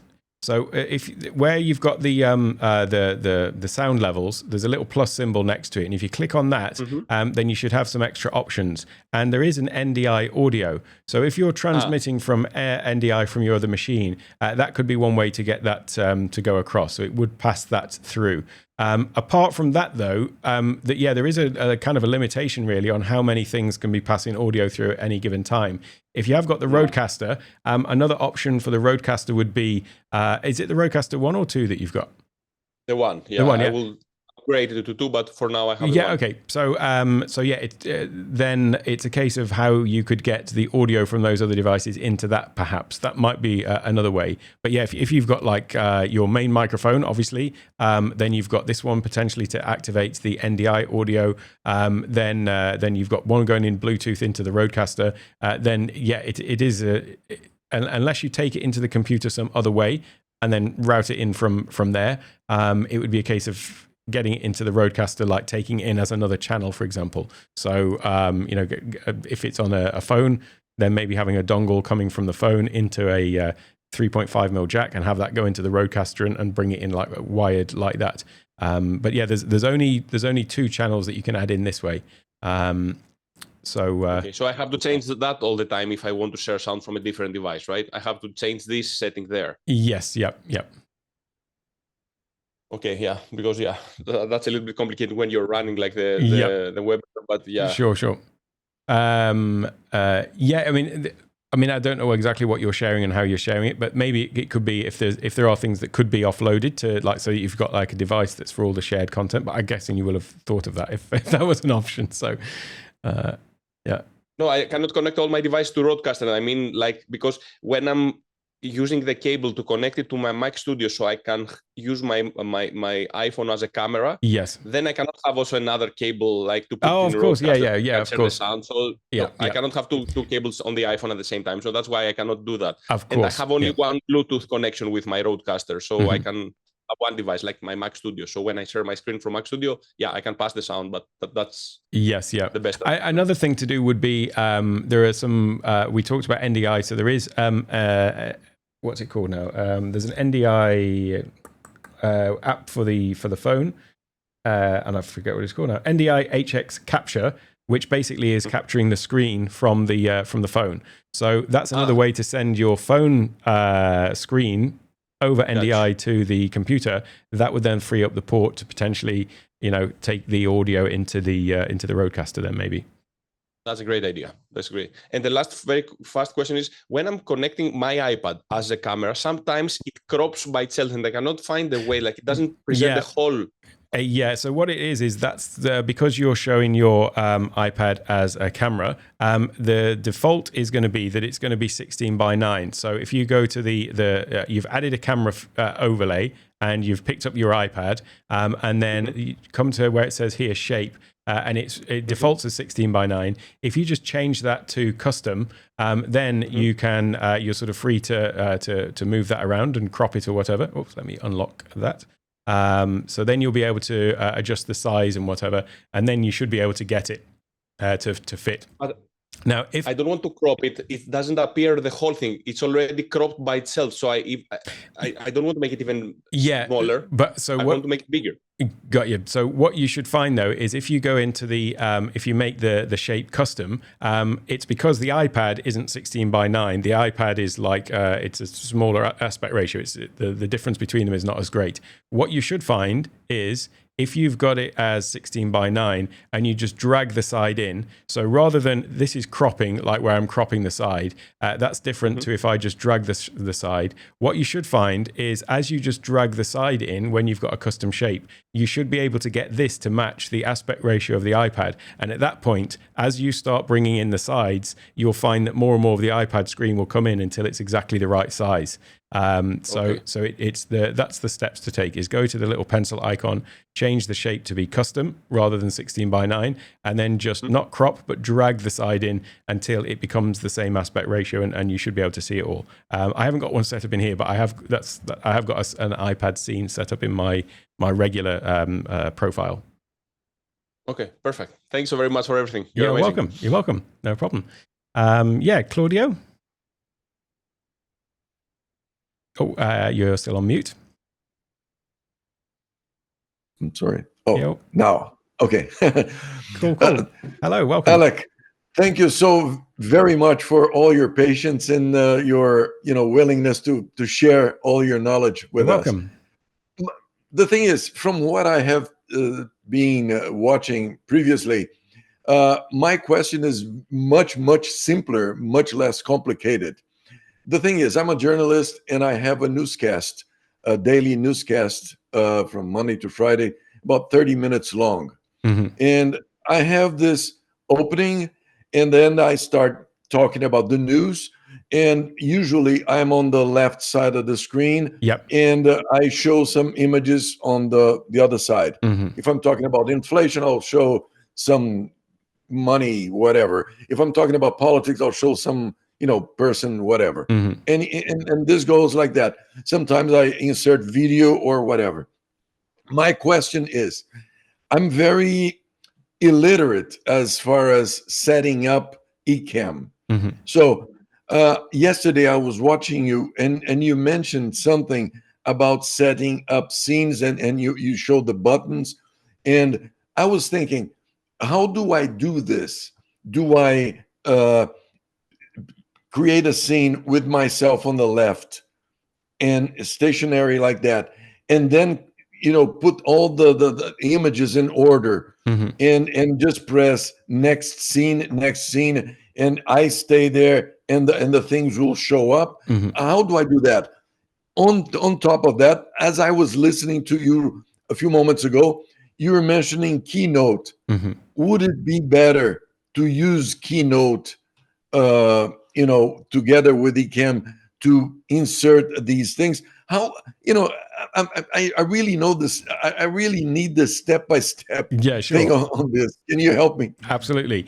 So I try to avoid creating scenes in Ecamm that are like a one-time use thing. So if you're creating, doing these newscasts and you think that like every day you're going to have to get a load of images and put them all into their own individual scenes and skip through them. Personally, I don't like to do that because that then ends up with giving me an Ecamm profile that's kind of bloated. It's got a load of scenes in, and some of them you need sometimes and some of them you don't. And then I guess if you're just going through like next scene, then it would work. But that's why I prefer to combine it with something like Keynote. So because then I've just creating like the news for the day, or whatever you want to call it, and you've just got a deck and you can just drop in the news articles, and then you've just got one scene in Ecamm, which is the Keynote scene, and then you've got another Keynote file that's just got all of the images in, and then you can go through them that way. I'll show you how to do it, but I'll just explain another potential as well. It's the same with playing videos. Like if ever you're going to play video clips, you could embed them into Ecamm. But another way of doing it is actually, if you've got like 10 video clips to go through, you could open them all up in QuickTime. And then you've got a QuickTime window with 10 tabs along the top, and then you just share that particular window into Ecamm, and then just go through them sequentially. So let me sort of show you the process, though. Yeah, I would appreciate if you could show me how the step-by-step thing, because I'm totally illiterate about this. Yeah, no problem at all. No problem. So we're in Ecamm, so I'm just going to create a new scene down at the bottom, and we'll just start from there, or drag this all the way down to here. Oops, if I can do it. So just imagine that this is like where we're starting from. We've got our new scene. Okay. And let's say that you're going to start with you on camera. So I'll call it you. So you're going to start with you on camera. Right. And then we're going to go over to the overlays, and we'll click on the camera icon, and then that is going to add in a camera. So this is where you could add in your main camera. I'll just reset that back to 16:9 again. There we go. So we've now got a scene with our main camera. Now, if you were going to be adding Keynote in, then we've already looked at how to do that, but I'll just do that once again because we want you on one side and Keynote on the other. So what we're going to do is we will create another scene here. So this is, we'll call this Keynote. And then we will add in a camera overlay again. And let's say you've got you on the left, was it, did you say? So here, whatever, yeah. And the camera is going to be, at a default, is going to be 16:9, that sort of widescreen aspect ratio. If you click on the pencil, though, you can go and change it to any size you want out of these, or go to custom. So I prefer custom because it just gives me the flexibility to do this. By the way, I never use these, but there is also, instead of the custom, you can also go to like have it a circle if you want, do it like that instead. So there are a few other options that you've got. But then we're going to add in Keynote. And for that, we add in the new scene, new screen share overlay, I should say. And that's going to, by default, it's going to put in your monitor on the screen, so your main monitor. But what we want to do is go to here and go up to where it says show. Instead of primary display, we'll say Keynote.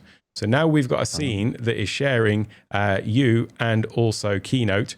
Because of the order that I added them in, you can see my camera is basically behind the Keynote now.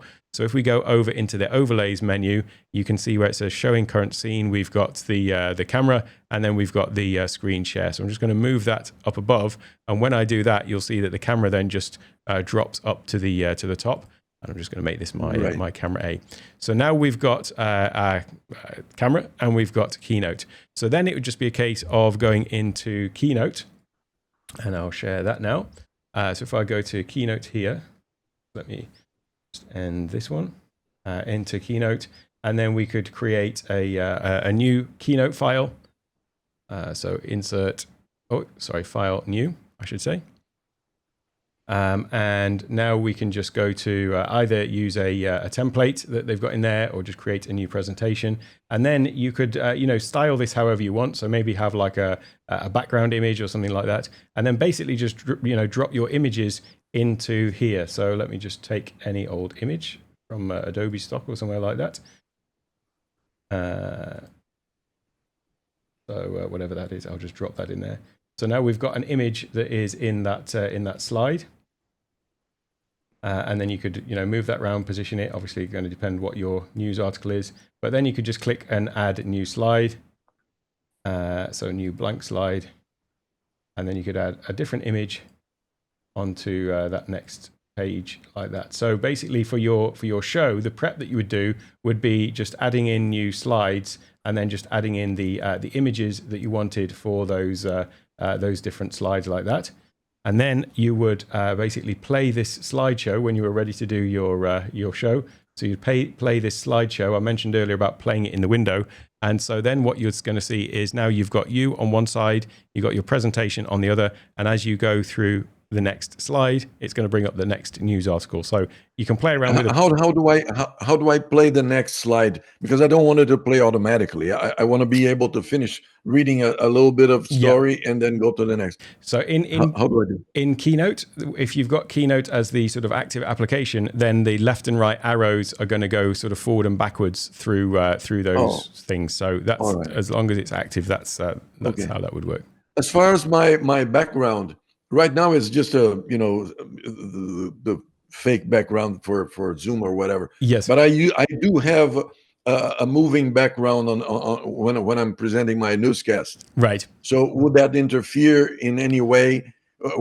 No, that would. I set the scene in Ecamm with my background. Yeah. Is that the way it should stay all the time? Yeah. So if you're using a green screen, then where you've got your video here, the green screen function. Whoops, wrong one. This one again. No, not that monitor. Yeah, let me try and share the right one. In the camera settings. So here you see I've got camera A, and so if you come to the camera effects window, That's the window that's got the little sort of magic wand on it. If you go to the camera effects and turn on green screen, then you can drop a video into here, or you can select an image from here as well. So, but you can drop a video. And what that would mean is when you are in this scene with you and the the news article on the side, it would look like the virtual background was just in this window, like where you are. And then when you come back to that other main scene with you like this. Whichever one it was, like that, the virtual background would be in this window, but then you would still have like the other background behind everything. So what I mean by that is kind of this one that would still be behind everything for your production. I see. Well, the thing is, I've been doing this for about 5 years, but always editing in Final Cut Pro. I record everything, I edit, and then I upload it. But I wanted to go live, because things are happening in a more quick fashion, and sometimes you want to talk on the spot. And I really didn't know how to set the whole system up in order to be able to do it. Yeah, that would be the best way. Also, with Keynote as well, by the way, if you've got your articles are formatted in a certain way, so rather than Keynote being 16 by 9, you can make your Keynote slides any size you want. So if you wanted to make a Keynote, a square-sized, square-shaped, I should say, Keynote file, you can do that. Let me just quickly show you. I'm just going to go to create a new document. And then I'll show you where this is. So back into to Keynote, if you go to the, where is it now? The format.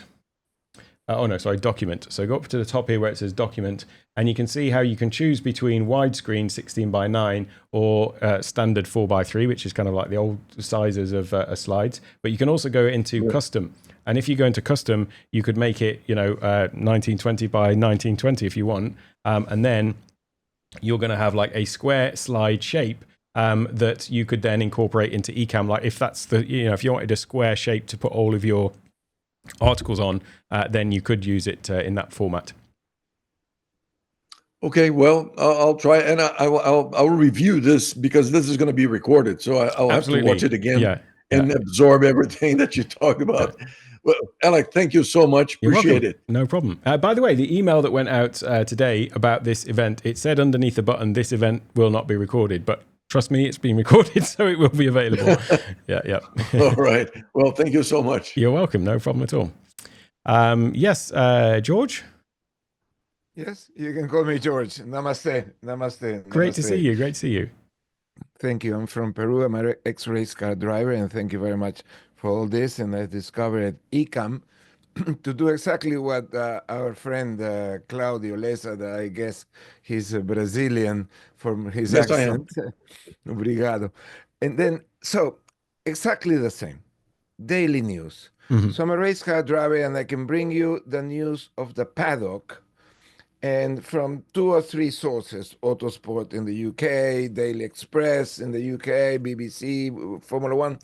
And then I go live. And then I discovered that with the iPad, I have a template that's there, and the iPad goes there. I have a scroll underneath and subscribe with a Stream Deck. Thank you that you were interested. So I use the iPad. My question is, and I read the news, I try to highlight. I'm going to try your Pro mouse because I was doing it just with a cursor. And then I read the news and I say, well, here they're saying this, but really what they're saying is, and I scroll. I scroll the news on the iPad. And I keep on reading and highlighting. And can I do the same with Stream Deck?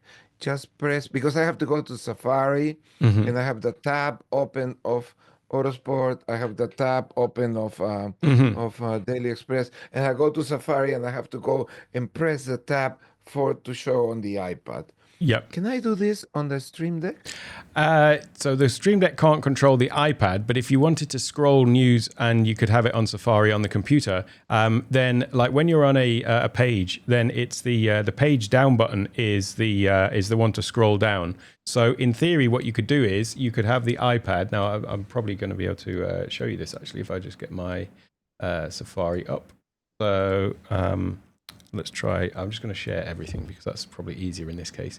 So I've got my Safari over here, and I've got the Stream Deck over here. So if I go to this one, and then if I go to System, and I go to Hotkey, and I drag this on. Now my keyboard doesn't actually have a page down, but if it doesn't have it on here, it should still be in here. So if I click on page down now, this button here now is the page down button.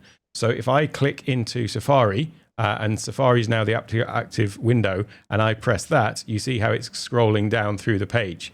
Now, the problem comes when I'm not in Safari. So if I happen to have just like clicked into this PDF, for example, and then I press the button, now it's scrolling through the PDF. So the little hack to get it to always operate in Safari is to come into here and create a multi-action.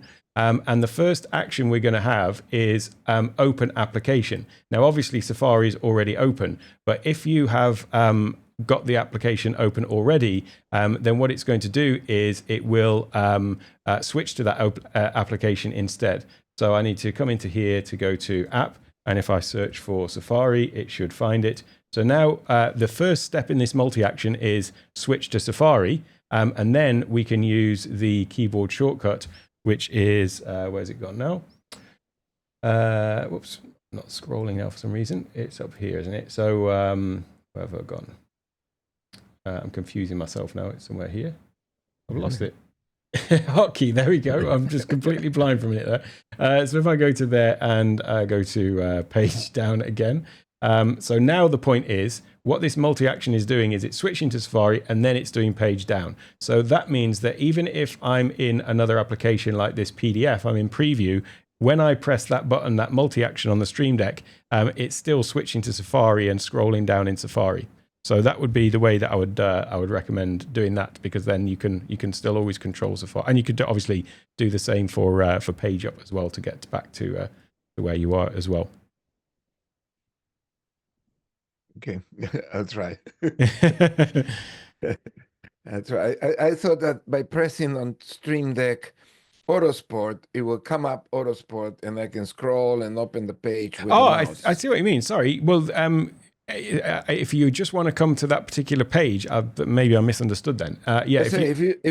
If you open Daily Mail there, or Daily Thailand News, and you want to read the news and you want to highlight and make your comment about those news. Yeah. So in that case, the action that you want then is this one, which is website. So then you click, you drag that one in, and then you can just have you can choose which browser you want it to open in.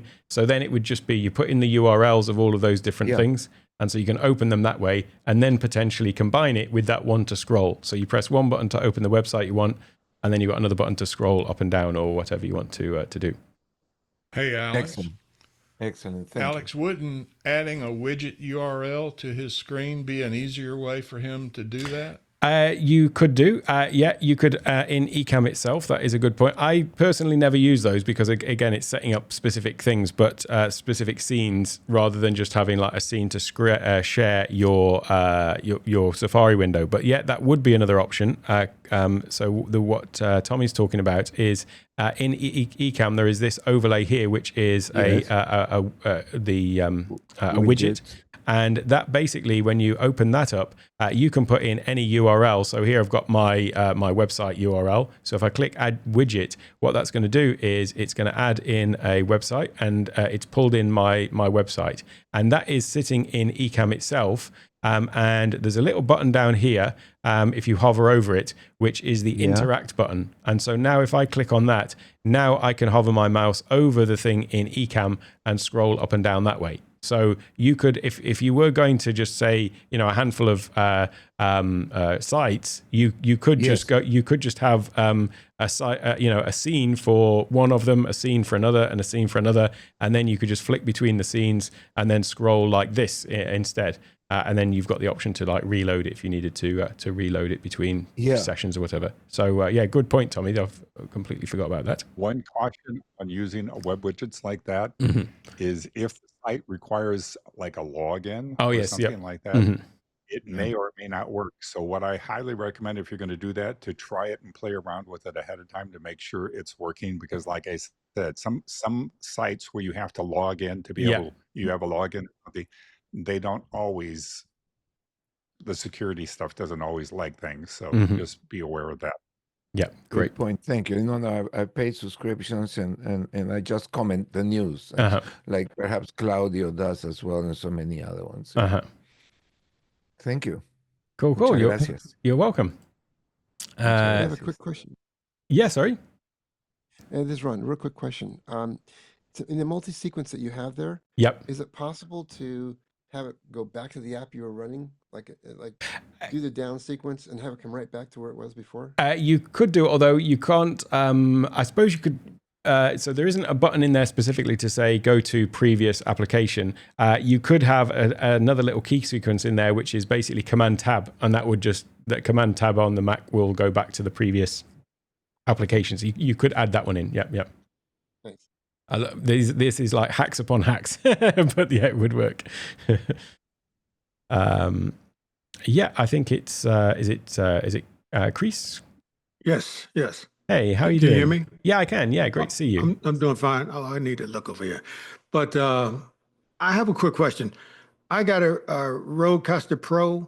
I got the old version because the face of mine doesn't pop up. Right. It's flat. Yes, yeah. So I'm trying to figure out what settings are your microphone settings on your Rodecaster? So let me see if I can. What's the best way to show this? In terms of do you mean the audio routing, or do you mean for the microphone in particular? No, not the routing, just the microphone in particular. Like mine, I have mine on dynamic, and I have a Shure microphone, as you see. Yes, yeah. But I have mine on dynamic, and then the settings. So the dynamic is correct. Yep. Yeah, but the settings are like 50 because I don't know if I need can you hear me loud and clear? Yeah, I hear you. Hear you loud and clear. I actually don't know what the interface is exactly like on the Rodecaster Pro 1, but let me just see if I can.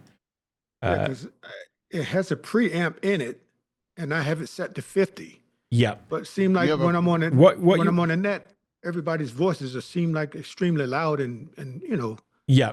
So what you want to do is, if it might look slightly different on yours, this is the Rodecaster Pro 2, but I think you should still have this screen here, and so you want it to be you're adjusting the gain, so that is that number there. Yes. That's that. Yeah.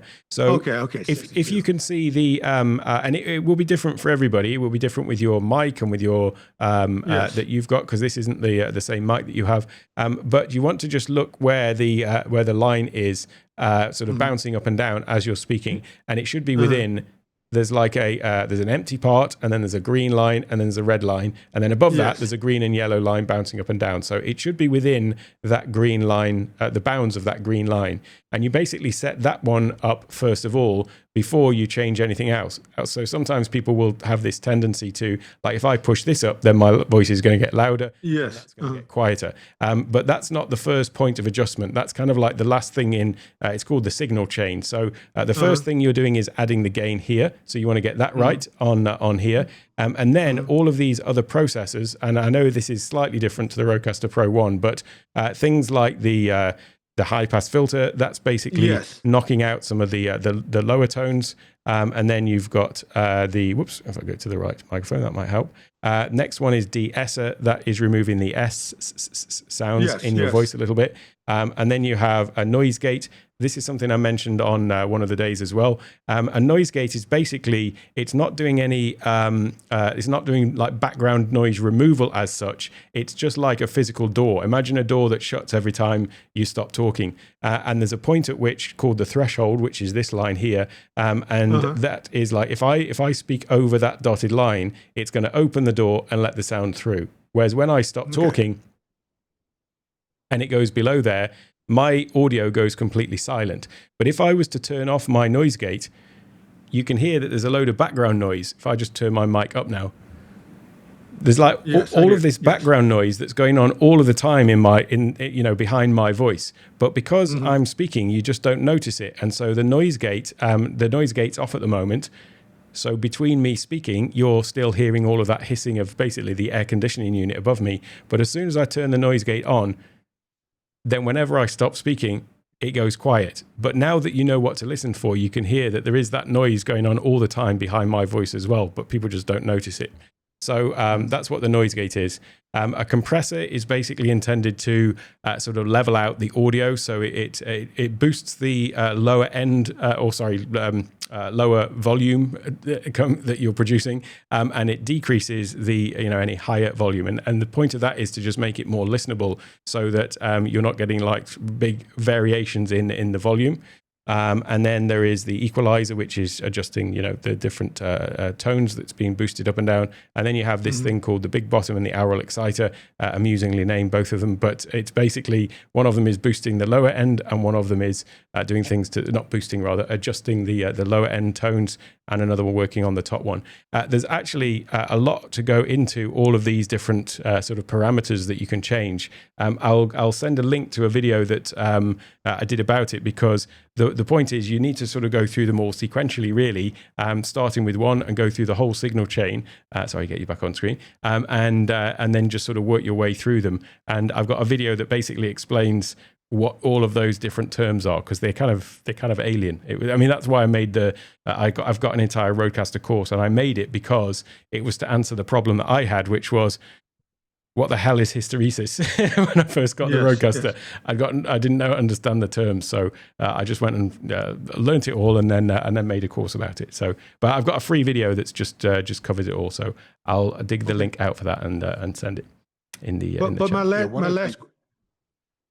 One of the things I was going to throw in there, when you start doing that basic adjustment with the gain and stuff like that, you want to make sure that your slider is in that, like where the white mark was. Oh, great point. Yeah. You want to adjust to that. That gives you the ability to move things. So that's the important first step. Make sure your excellent point slider is. Yeah. So what we're talking about is this level here, where you can see there's the sort of fat line. Yes. That basically is they call it unity. It basically means that it's at that point it's taking whatever the signal is, however it's gone through everything else, and it's not either being boosted or reduced in any way. So you put the fader to that position to begin with, and then as you go through making adjustments, then if at some point you need to you want to reduce the volume of you compared to everyone else, you can adjust it on there. But yeah, start with them all at that point to begin with, before you make any adjustments. Okay. Great point, Paul. My last question, because I have a Stream Deck, but I have the 15, the smaller one. Yeah, sure. But I'm about to level up and get the 32 one. Okay. Because I have a myriad of sound effects, like the clapping of hands and all this stuff. Yep. So I want to be able to do on my Stream Deck. I want to be able to get to these sound effects. Yep. Just like that. Right. Got you. So how do you connect? Say I get two 32 key Stream Decks. Yeah. How do you connect both of them to get this Stream Deck to go over to this page of the second one? Got you. Right. So it's a great way to arrange it. Actually, that's what I do. So here I've got my 32 key Stream Deck. Yes. And then here I've got my Stream Deck Plus, which is this one. Now, I've got here some shortcuts that basically when I press this button, it's going to change the profile on actually my other two Stream Decks. So I've got two Stream Deck XLs on the desk as well. So what I've got there is actually a multi-action. And in there, you can see that I'm using this switch profile action. And the switch profile action you'll find in the navigation part of the Stream Deck buttons. And there's this button that says switch profile, and down in the controls here, it will be, if you add a new one in, I think it will just default to the current Stream Deck. So here you say device, you see it says current, So that's now controlling the current Stream Deck. But the other ones that you've got attached will just show up. So here I could change for my pedals, the other Stream Deck Plus, mobile and whatever. So you just choose the Stream Deck that you want to be changing with that button. And then you can change the profile. And you can also change the the page that it's going to go to as well if you've got pages. And so that's the one. It's switch profile and just add it onto one Stream Deck, and it can control what's going on the other one. Control like what profile that the thing is showing. Okay, so if I keep the small one because I got the 15 key one, that one still can connect to absolutely the bigger ones once I get them. Yeah, it's a great way actually that you could almost have the smaller one if you've got lots of Stream Deck profiles. You could have the smaller one just be almost like your home thing, a bit like I use my Stream Deck Plus, exactly like that. I don't really use any other actions on it except for changing what is going on my my other ones. So yeah. Okay. I really appreciate it, sir. You're welcome. You're welcome. I'm just digging out this video for you before I forget, because it's this is the advanced audio processing. It is about the Rodecaster Pro 2 and the Streamer X, but the point about it is it explains what all of those potentially mysterious terms are in the Rodecaster settings for your audio. So I've just dropped the link to the video in the chat. Okay, I appreciate it. You're welcome. No problem at all. Next up, yes, Michael. I will get to the text questions, by the way, in the chat. I know folks have been dropping those in as well, but once we've got through everyone's with the hands up, I will get to those as well. But yeah, Michael, if you come off mute.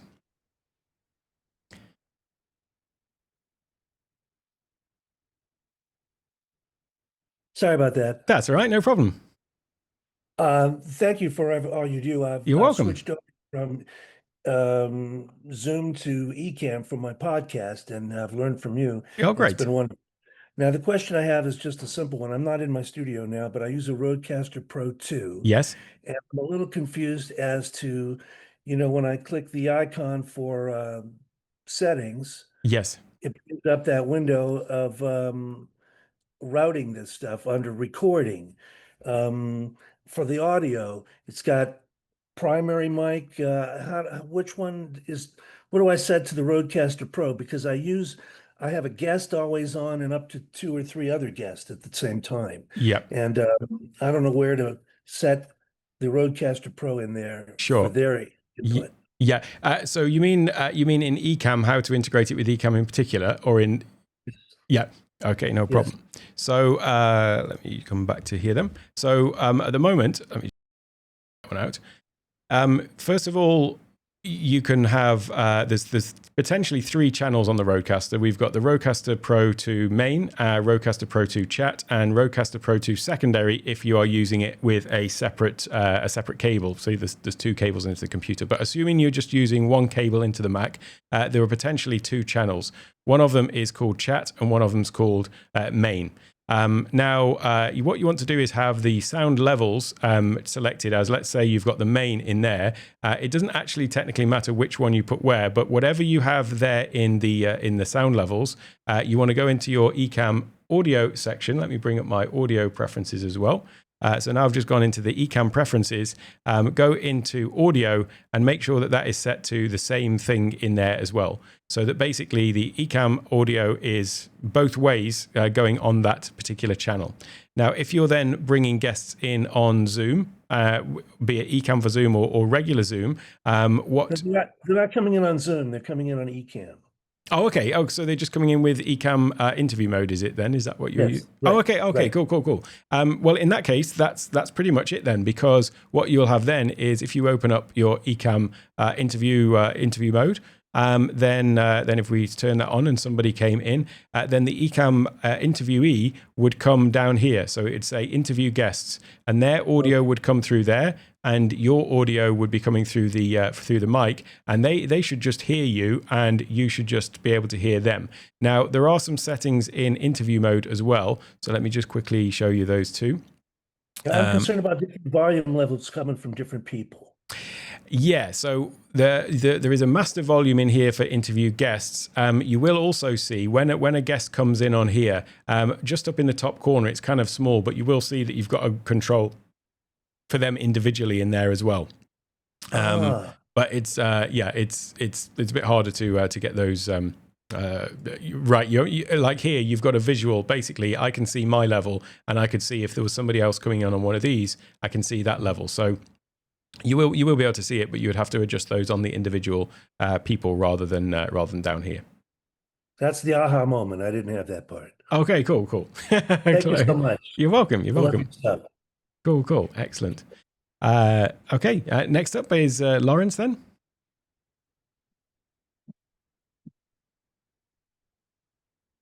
Takes a second here to get all the buttons, etc. Yeah, no problem. Okay, this should be relatively quick. As I said to you earlier, I am not an Apple person, so I have just saving me time here. A couple of Apple questions. First of all, if I get this Mac Mini, I presume I have to get a keyboard and a mouse. Yes, yeah. You can use a mouse that you've got. So if you've got a USB mouse or a Bluetooth mouse, they will just work with it as well. But yeah. Other than that, you can get. I don't have to have a Mac mouse then for the Mac. I can use no, and to be honest with you, of all Apple's products, the Apple mouse would be the one that I'd throw against the wall quicker than anything else. So I'm not a fan personally. I know some people love it, but I'm not a fan at all. I've got a Logitech mouse is the mouse that I use. Right on. Well, I've got all kinds of them that fold and blah blah blah. But okay, so last question. You keep talking about Keynote, plugging it in, using an overlay, all that kind of stuff, which sounds really cool. I'm definitely going to use that. However, being in Windows and saving this stuff, I am super familiar with like PowerPoint. Does it matter? Not at all. No, it's exactly the same process. And in fact, it's probably worth mentioning, like where I was saying to play the slides in window rather than taking it. And the only reason to do that, by the way, is just so it doesn't completely take over the whole screen. Although if you're running it from a separate computer anyway, it wouldn't matter. But it's exactly the same process. Let me just open up PowerPoint and then I can show you it's just the same. My only thought process in that was I can produce it in PowerPoint in 2 shakes.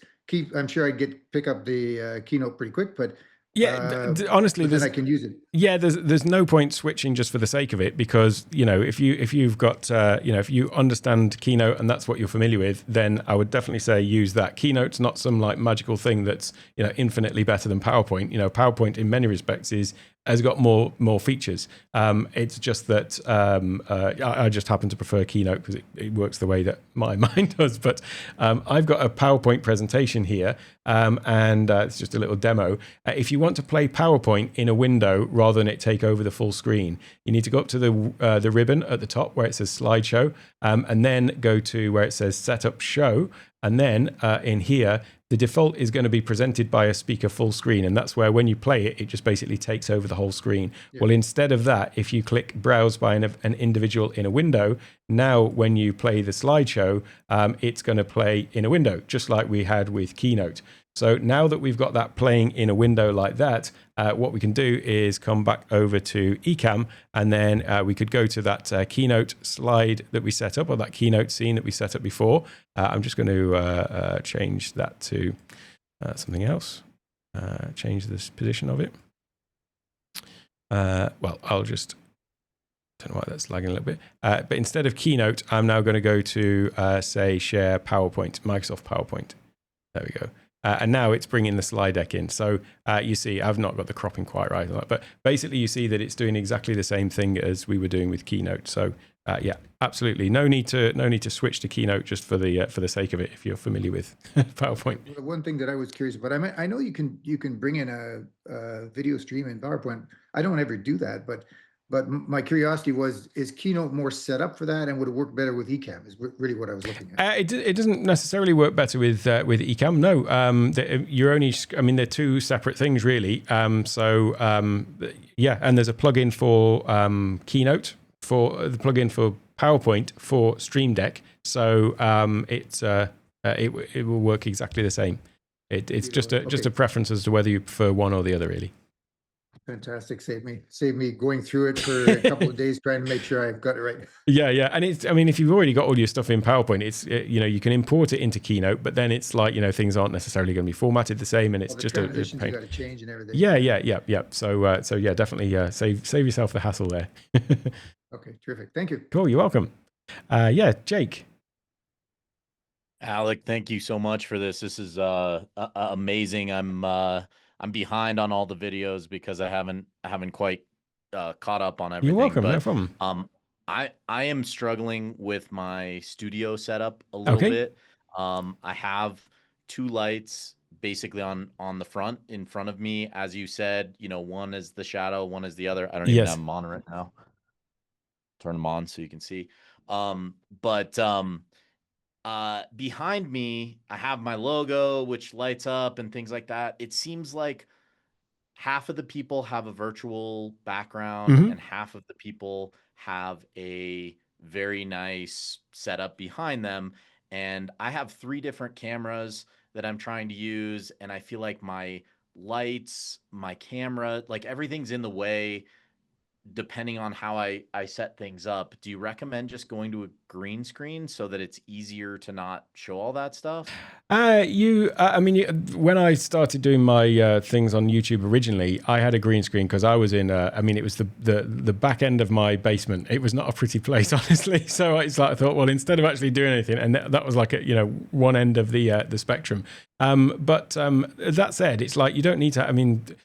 All the sort of fancy lights and things like that people put into their backgrounds, the ultimate thing that matters is really the value that you're sharing. And if you're just more like thoughtful about camera framing and positioning and stuff like that, and think about where you're shooting, I wouldn't worry like overly about it. You can do certain things to get the alignment right and so on. But if you've got multiple camera angles, you were saying, and then you try and do that with green screen, that's kind of almost impossible to do without having multiple different backgrounds that are kind of making it look like you're in the place that you are. So although Ecamm's green screen feature is really good, the other thing that's kind of helpful is if you've got a bit of separation between you and the background, the actual green screen, that gives it a better chance of working, because what you want is to have the green screen itself be really well illuminated and kind of tight, sort of free of wrinkles. If you've got one of those pop-up ones, then that's kind of a given anyway, but making sure that it's illuminated itself and there's no shadows. So like if you've got a limited space behind you and then you've got the green screen up behind it,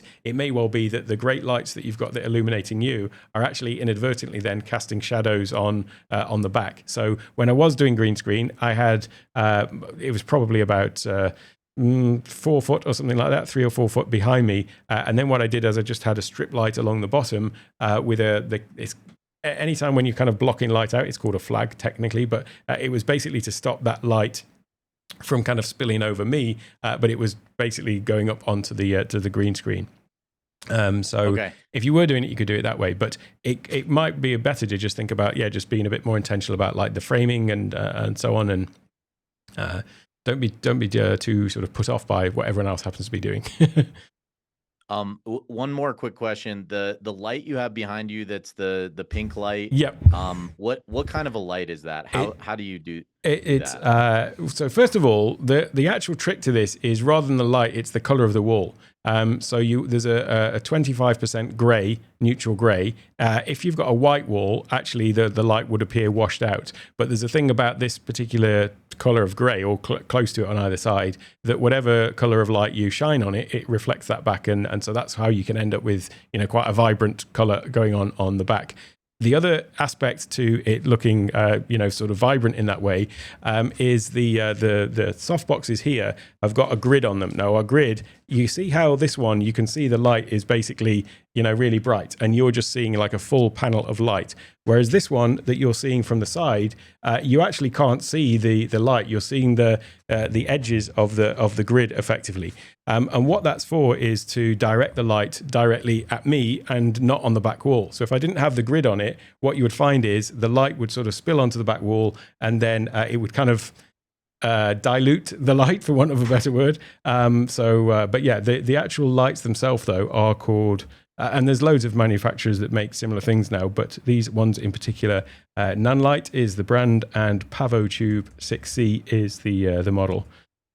Do you have a list? Do you have a list of like, this is the recommended stuff, at least for someone that's not? I know you have those really big ones. I can't quite fit that in my office, but yeah. Do you have anywhere where I could just look at a list of these are the things that you like to use? I've got an out-of-date list.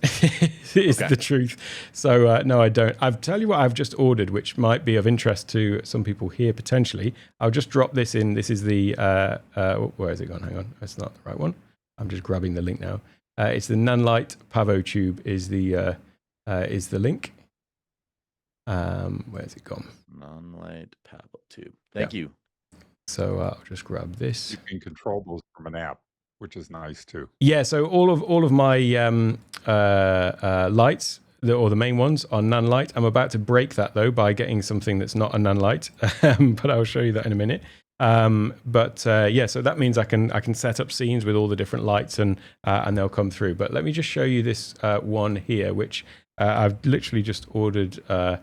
I've actually ordered one, but I'm potentially going to order 5 of them for I'm building a studio downstairs as well. It's called the Amaran Verge Max. And you've seen panel lights, and the thing about panel lights is they're often smaller, and what we want is to have that larger area to have a big surface area so that we get a more diffused light. Well, the Amaran Verge Max is basically a 2-foot diameter flat panel, so that's the size of not my key light. My key light is 3 foot, but the fill light that I've got is 2 foot. So this is a way to get a really large diameter light, but it's as thin as a regular flat panel. And the studio that I'm building downstairs is a studio that I want to be able to stand up and move around in, and it's going to replicate a stage. It's kind of like 6 meters by 4 meters. And so I need to have lights in there, but I'm limited on the depth of it. So it's 6 meters wide by 4 meters, but then I've got to have stuff all along the front. And so I need some lights that are going to be able to not be too much in the way. So I'm going to get one that's going to be my hair light, backlight in here. But then I'm going to just test it to potentially add them in downstairs as well. So if you're looking for something that is a larger area, but not a full-on softbox that's taking up a lot of space, then this could be one to check out as well. It's not too bad. I think it's about $200 or something like that, or 200. Maybe I'm wrong about that. 230 is it? I can't remember. Alec, do you know if they have the grids for those yet? They do. I beg your pardon. I'm getting confused with something else, by the way. It's not $200. It's about $1,000. I'm getting confused with something else. Hang on, let me see. Oh no, I beg your pardon. It is because that's the price for 4 of them. 255. 250. Like. There we go. Yeah. The grids you can get. They are available. Yeah, so you can get the grid on the front of them as well. Yeah. Oh, nice. And that was the one thing holding me back. Right. How much is it? The grid is $35. So $250 for the light, and then $35 for the grid. Yeah. Yep. Thanks so much, Alec. You're welcome. No problem at all. Mark. Long-time user, first-time caller. Cool. Great to see you. So I really enjoyed the last 3 days, or today, 4 days. This has been great. I've been using Ecamm for a long time, but I in a one-man show, one camera, just the tiny 2 from yes, yeah. And I keep wanting to add a second camera somewhere, but one of my hurdles is having enough ports to plug everything in. Yep. And I've been dragging my feet. Do I buy the CalDigit 4? Yep. Do I just... because the minute I buy it, CalDigit 5 is going to come out. Right. Well, the CalDigit 5 is already out, so there's a thing. Yeah. But also, the speed of the CalDigit 4. So the 4 stands for Thunderbolt 4. Now, I've got a CalDigit Element 4. The 5 is out. I've got no interest whatsoever in upgrading, because at the moment in my CalDigit Element 4, I've got my 2 Rodecaster channels plugged into it. I've got the Rodecaster video actually as well, which I don't recommend necessarily using with Ecamm, but I'm using it for testing and various other things. And then I've got 3 Stream Decks plugged into it, and there's something else as well. So it's handling all of that. So I don't need to upgrade it. It's as simple as that. It's got the bandwidth to do that. And in actual fact, what you might find now is that because the 5 is out, actually the 4 might be cheaper than it was just a few months ago. I think it came out a few months ago. So it's the CalDigit Element hub, and the 5 is out, and the 4 is it now cheaper? So there you go. So I bought mine in 2022, and I was thinking about the tall one. The CalDigit, the dock. The dock. You mean? Yeah. Sorry, I said the wrong words. That's all right. That's right. No problem. Alec, can I throw something in here? Absolutely. So one of the things to keep in mind, and people get confused, when you buy, be it a dock, a hub, or something like that, you want something that is powered and that means it's got a power brick. It doesn't just plug into your computer because it's not going to have the power to power everything. The other thing is, for most cases, this isn't always true, but most of the time when you think of a dock is like an extension cord. You plug it into an outlet in the wall, and basically you're taking that outlet and now you're splitting it off into multiple plugs that you can plug stuff in. You're not changing the power that you're getting. You're still getting, like in the US, 110. You're just now splitting that across a bunch of plugs. A hub is different. A hub is like a circuit breaker panel.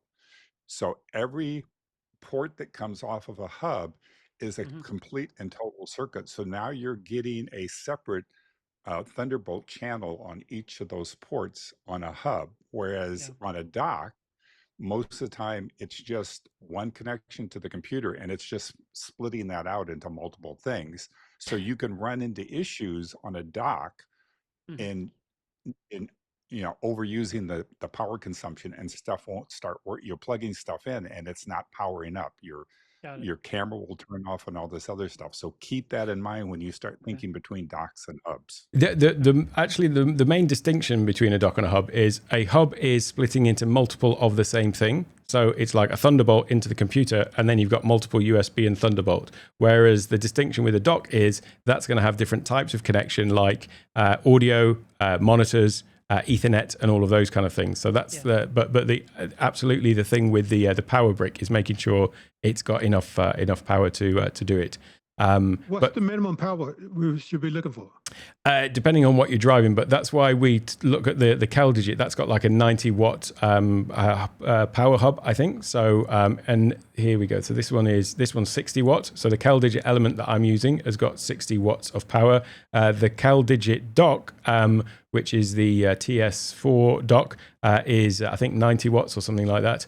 But what you don't want to do is, when people think about hubs, sometimes they think about those just little dongles basically that's got USB on one side, and then there's just like a row of other USB connectors on the other. That's the thing that you want to avoid, because that one isn't powered. So if it's got a power brick, that's the thing to look for, and something that's more than whatever it is, 50 or 60 watts. I mean, so my Wavelink dock that I'm using is 100 watts. But when you see companies saying our devices will have to be plugged directly into the computer, that's what they're trying to sort of protect themselves against, is people using one of these little flimsy things that's not got enough power to drive it. Right. Yeah. Okay, so I have a Mac Mini 1 right now, M1, and I'm thinking of just jumping to the M4 to kind of upgrade, like the one you talked about. Yes, yeah. You already talked me into buying the Elgato the prompter. Teleprompter. Yeah. I ordered. It's already going to be here in 2 days, 2 days. Yeah. Because you sold me on the idea of putting your program in the teleprompter, so you can see what the viewer's seeing. I was like, that absolutely. Was yeah. That was an awesome tip. I was like, okay, I'm sold on that. And I bought the little Pro Mouse thing too. I mean, you're talking me into spending money. Yes. I did want to say I have one workaround for when people are trying to do an easy way to share slides. You talked about using Keynote and putting all your pictures in there. And sometimes I have like 50 or 60 pictures. I'm trying to do a presentation on Saturday, and it's gonna be long. And it's like, dragging all these pictures in one by one into Keynote, it's such a beating. So sometimes I'll just make a folder on my iPad, just a special folder, put all the pictures in there, and then connect my iPad, and I just flip on the screen is what I do. That's another great solution, yeah. Or just open them up on, if you not on the iPad, but open them up in preview on the Mac. So just select them all and double click, and it'll open them all up, and then you can just go through them like that as well. So yeah. Yeah. So that's it. Oh, I did have one question that specifically I was hoping you could answer. When using interview mode, I did a show a couple of years ago where I told everyone, look, I do not trust your Wi-Fi. I want the best signal possible. I am hardwired. So you're going to give me your presentation. I will show your presentation. Everything's in 4K. And I had one person that was you know, the one I was looking for. One of my most important people Yep. was in the worst Wi-Fi in a hotel. Right. And she was cutting out really badly. And I just kept thinking, if I could stop her video and just get her audio. Yep. So if you're in interview mode, is there some way to like disable their camera but keep their voice? And then put like a picture of them in the window, just like show their face. But yeah. you don't get to see them move. Yeah, so they can turn their camera off. I'm just trying to think now. Can you actually toggle their camera off yourself? I'm not. I can't just remember actually. Maybe that would save. You can save bandwidth. You know. Yeah, you can certainly ask them to turn it off on their side for sure. I can't just remember if they can if you can turn it off from the window. The idea of putting a photo of them though is actually a great idea anyway. So you could because what happens is when you've got a guest placeholder, let's just do this in here. If I add a placeholder into this now. Get rid of interview mode because actually we don't need it, even though we're talking about it. I'll add in a camera, and if I go here and change this to be guest 1, and there's nobody assigned to it. Now for some reason that doesn't normally happen if it's not. Let me see. Is that just an issue with the circle? Let me just change this. Oh, look at that. It's if you've got a circle, it's got an entirely white background to it. But if you've got a regular thing like this and the guest disappears, then you just get a white box. So what you can actually do is put their image as an image file behind the area where their box is. And then it also covers, like, if at any point they happen to drop out, you end up with a picture of them rather than an empty box over your background.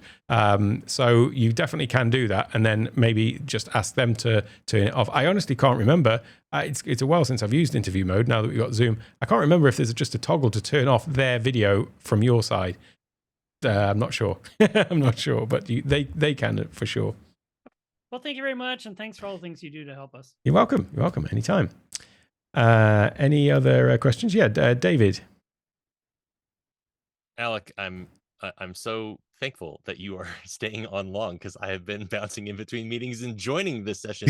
I actually masqueraded in your comments yesterday with a question posed as a compliment. Oh, so right. You're the sneaky one. Thank you so much. Sorry about deceiving you on that. No problem. No problem. There was one snippet really quick on the question that was just asked. I worked at Zoom for 4 years, and yes, you can turn people's cameras off if you're the host of it. You can go into the panel. Turn it off if you ever had to. What we were talking about was actually the interview mode. So Ecamm's got its own thing, which is called interview mode, and that's the one I'm not sure. But yeah, in Zoom we can, but yeah, not sure about interview mode. So the one thing I wanted to throw your way is you were talking about Keynote and having the breakout of the panel. Yes. As a separate, kind of like that windowed. I don't want to see all the extra stuff in Keynote. I don't want to see all the PowerPoint stuff. I know that people are like me too, that I'm in Google Slides, especially from corporate side of things. Right. There is an app called Better Display. Right. And I can put it. Have you ever used Better Display? I don't know if I have actually. I think is it by this Better Touch Tool? I'm not sure. It sounds familiar. Better Touch Tools is different, and I know, right? They're all in the same vein. But here's what's great about this is Better Display allows you to create virtual displays on your machine. Oh, and cool. What's great about that is that I can then say, look, I have all of my desktop, but I want to see all of these windows at the same time. Got you. Using Better Display, I can then put my presentation into full screen mode on my virtual monitor, and then I'm able to frame it with Ecamm or OBS or whatever it is and pull in just that presentation view of it. Got you. I know, like, you're like, hey, I'm not trying to come into your show here. But no, this is awesome. This is awesome. When it was like, if you have presentations, that way you're not having to convert from Keynote to PowerPoint or something that you're not familiar with. And the benefit with like Google Slides, for example, when I put it into full screen mode on Better Display on a virtual monitor, then I'm able to see the speaker notes as well, but it's not actually full screen on my computer. That's it right there. Yeah. Got you. Cool. No, I haven't tried this. It's fantastic. I will download this and give it a go. Would love to know your thoughts on it. Cool. Awesome that's stuff. It. Thank you so much. I appreciate you. You're welcome. Thank you. Yeah, thanks for that. Yes, Panos? Yes. 3 short questions. The one is for the teleprompter. Yep. The one, because I was struggling sometimes, I have like these. I'm having a teleprompter in front of me, and I'm putting my iPad. It's a big one. Right. But I was thinking to switch to the Elgato teleprompter. But my issue is sometimes, if I have a teleprompter, I have this controller that I can stop the teleprompter if it goes fast. Yes.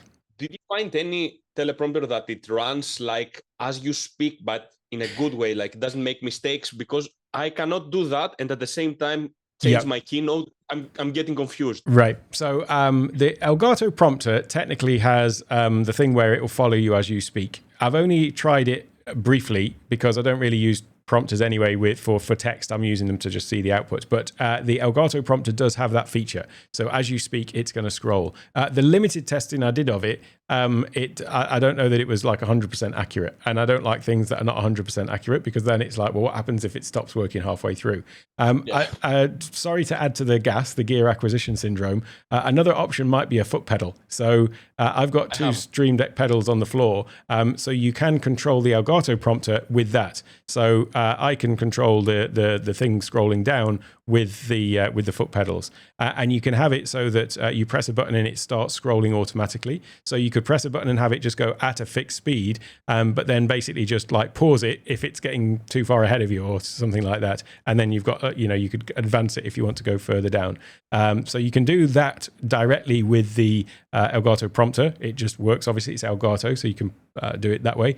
The actual teleprompter software I do use for the rare occasion I use it is called Teleprompter Pro Plus, I think. I mentioned it yesterday. I never remember the name of it. I should probably try a bit better to remember it. But and then that one, I've got keyboard shortcuts that I use to control it with the pedal in the same way. But if you get in the prompter, it will do that all in any case, just with Elgato software. And when you're saying, when you're saying that you're putting the screen there, so you can, because now I'm looking at the cameras, so now I'm looking at my screen. So what exactly do you put? Because it's a small screen in the Elgato. Like, can you see the participants? Do you put the Zoom, the webinar that you're running? What you're putting on? Yeah. So what I have at the moment is, if I turn this one around, I go back to here. So at the moment, I've got basically, when it was the two of us, it was basically you and me in there. So I've got like the active speaker window, and then I've got the gallery view down at the bottom. Normally what I do is I have, like, if I'm on a Zoom call, then I'm going to have the person I'm speaking to is in the top. And then the if they do a screen share or whatever is down below. If I'm doing like a webinar or a workshop, then I do want to have the output in there so that I can still be sure of what I'm showing. With the Elgato prompter, you can have the script, if you're reading a script, can be transparent, like over the top of that. So you could have you could have the output in there, but still have your script over the top of it, and you can basically adjust the transparency to make it, however transparent you want it to be. Okay, perfect. And also the video lower thirds that you said, okay, I will make them with a Keynote or with Canva. Yeah. So when I have a scene, how I can play a lower third that's a video and then disappear? Like, how do you activate it in a scene? Yep. So in here, I've got something like this. And let me just pause it. So this is a video, and what I did is I created it in Keynote with a transparency so that you can see how it sort of comes from nothing, and then it's building out, and then it's going to play along, and then at some point it's going to go back into itself. Where's it gone now? It's just disappeared. Let me try that again. And the default behavior on Ecamm is, if I just click on here, whoops. Oh, it's because I've locked it. That's why. Let me just unlock the overlay. Try that again. You just move it. That'll be easier. For some reason I can't click on that. Is it because it's above something else? I wonder. I'm going to move it right to the top. I'll get to it that way.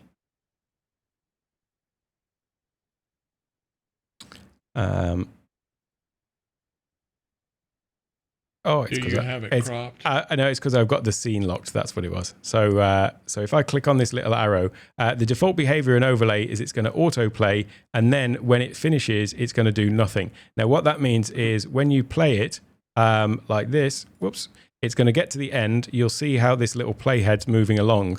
And then technically it's going to disappear because it's transparent. But can you see how the actual overlay itself is still in the scene and it's still showing up there, right? So that is really annoying, because what can happen is, like, now I can't see it, but I might go and think I'm going to drag the camera, and then inadvertently I just move my animated overlay to somewhere else, and then I inadvertently play it when it shows up somewhere else. So the first step to avoid that is always lock the overlays so that you don't inadvertently move them.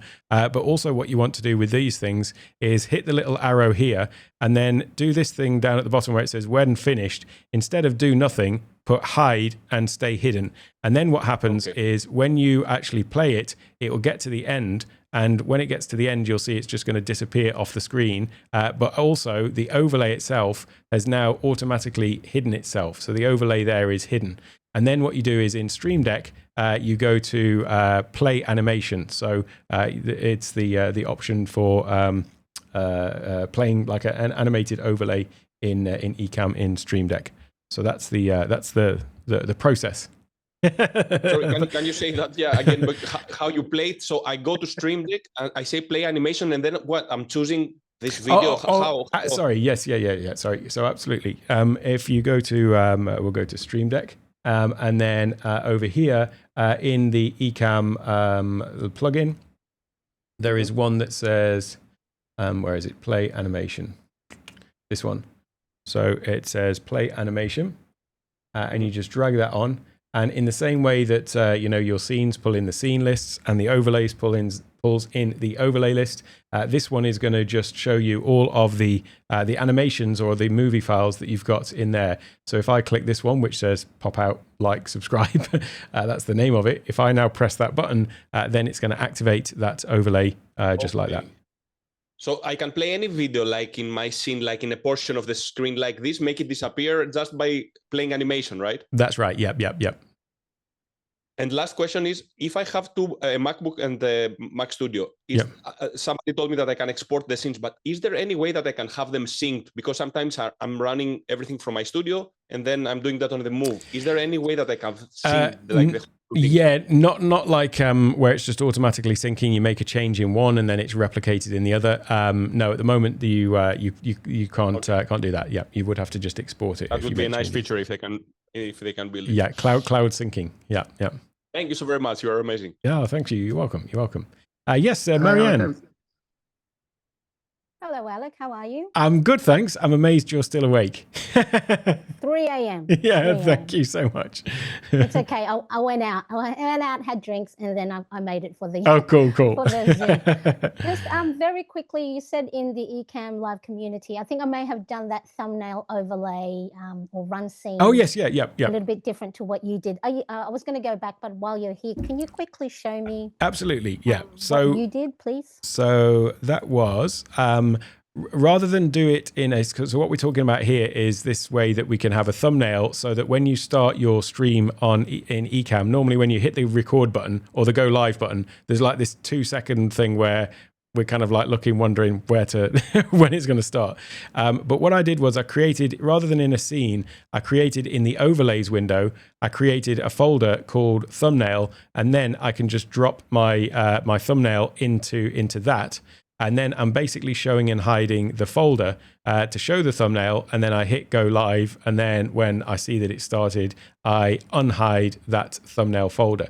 The reason why that one is slightly more efficient than doing it with a scene, although a scene would work, what that means is when I'm ready to, preparing to do a live stream or whatever, whatever my thumbnail is, I don't need to be in any specific scene. I can literally just take the thumbnail and I just drag it. And because I always have this stuff open, I just drag that into the thumbnail folder. And now, as soon as I activate that folder, it's going to put whatever that image is there. So it just means that because I always keep my Ecamm windows open, I don't need to be switching between scenes to prepare anything or anything like that. And then it doesn't matter which scene I start in either, because all it is just show and hide the overlay.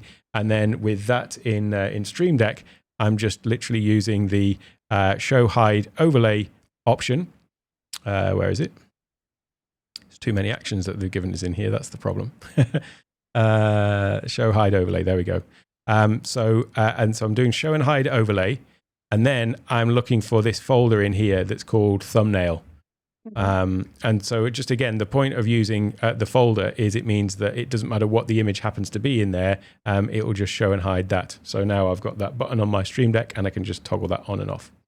Okay, so let me just quickly have a look. So it's because mine I had set up in scenes. So set up a folder in overlays and make sure it's in the show in all scenes. Yes, yep. And then create the stream deck button to do the show hide overlay. Yep. So then that means if I have the show overlay on before I press go live. Yes, yep. And then I go live, wait that couple of seconds, and then press the button of the Yep. hide overlay. What scene will show then? Well, whatever scene you're in. So like right now, okay. I'm in the Yes. scene with the two of us. So I could like cover that up, and I could be in a different scene. And when I uncover it, I'm back to here again. Or I could go to a completely different scene and use it there. So the point is, it doesn't really matter which scene you're in. You just go to the scene that you're going to start your stream on, and then turn that on before you hit go live. And then when you're ready, just take it off, and that's it. It's you're back on.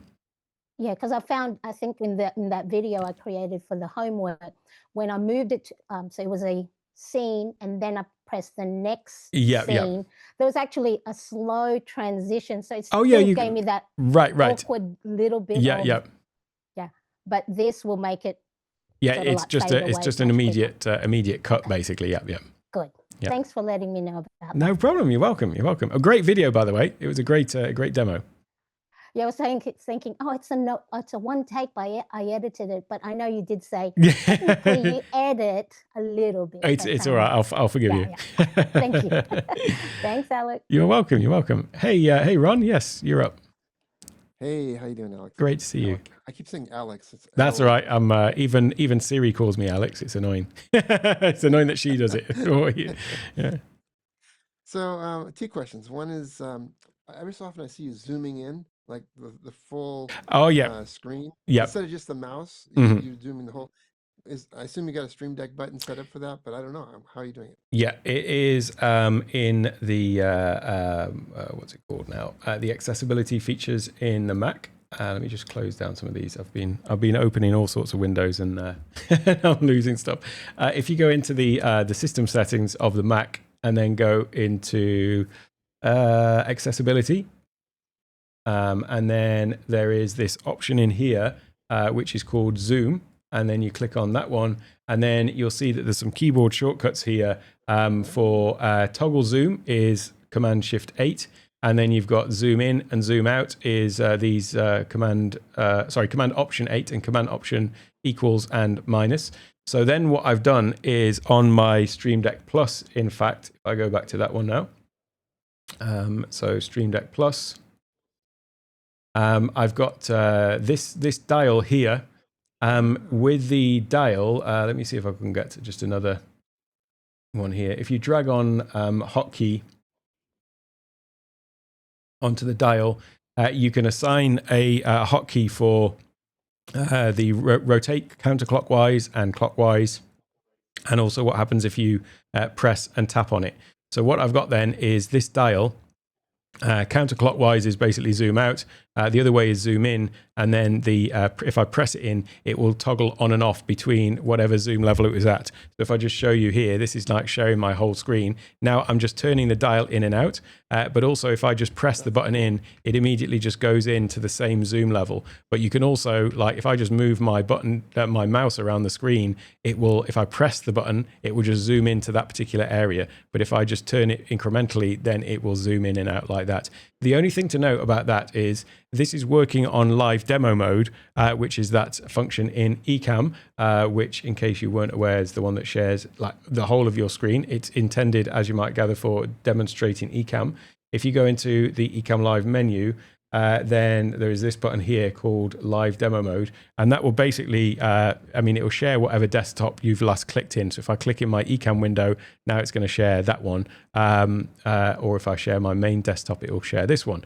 So when I'm in live demo mode, that zoom and pan, or that zooming rather, I should say, and you can pan, by the way, if I just move over to the edge of the screen, I can pan around it like that, then that works.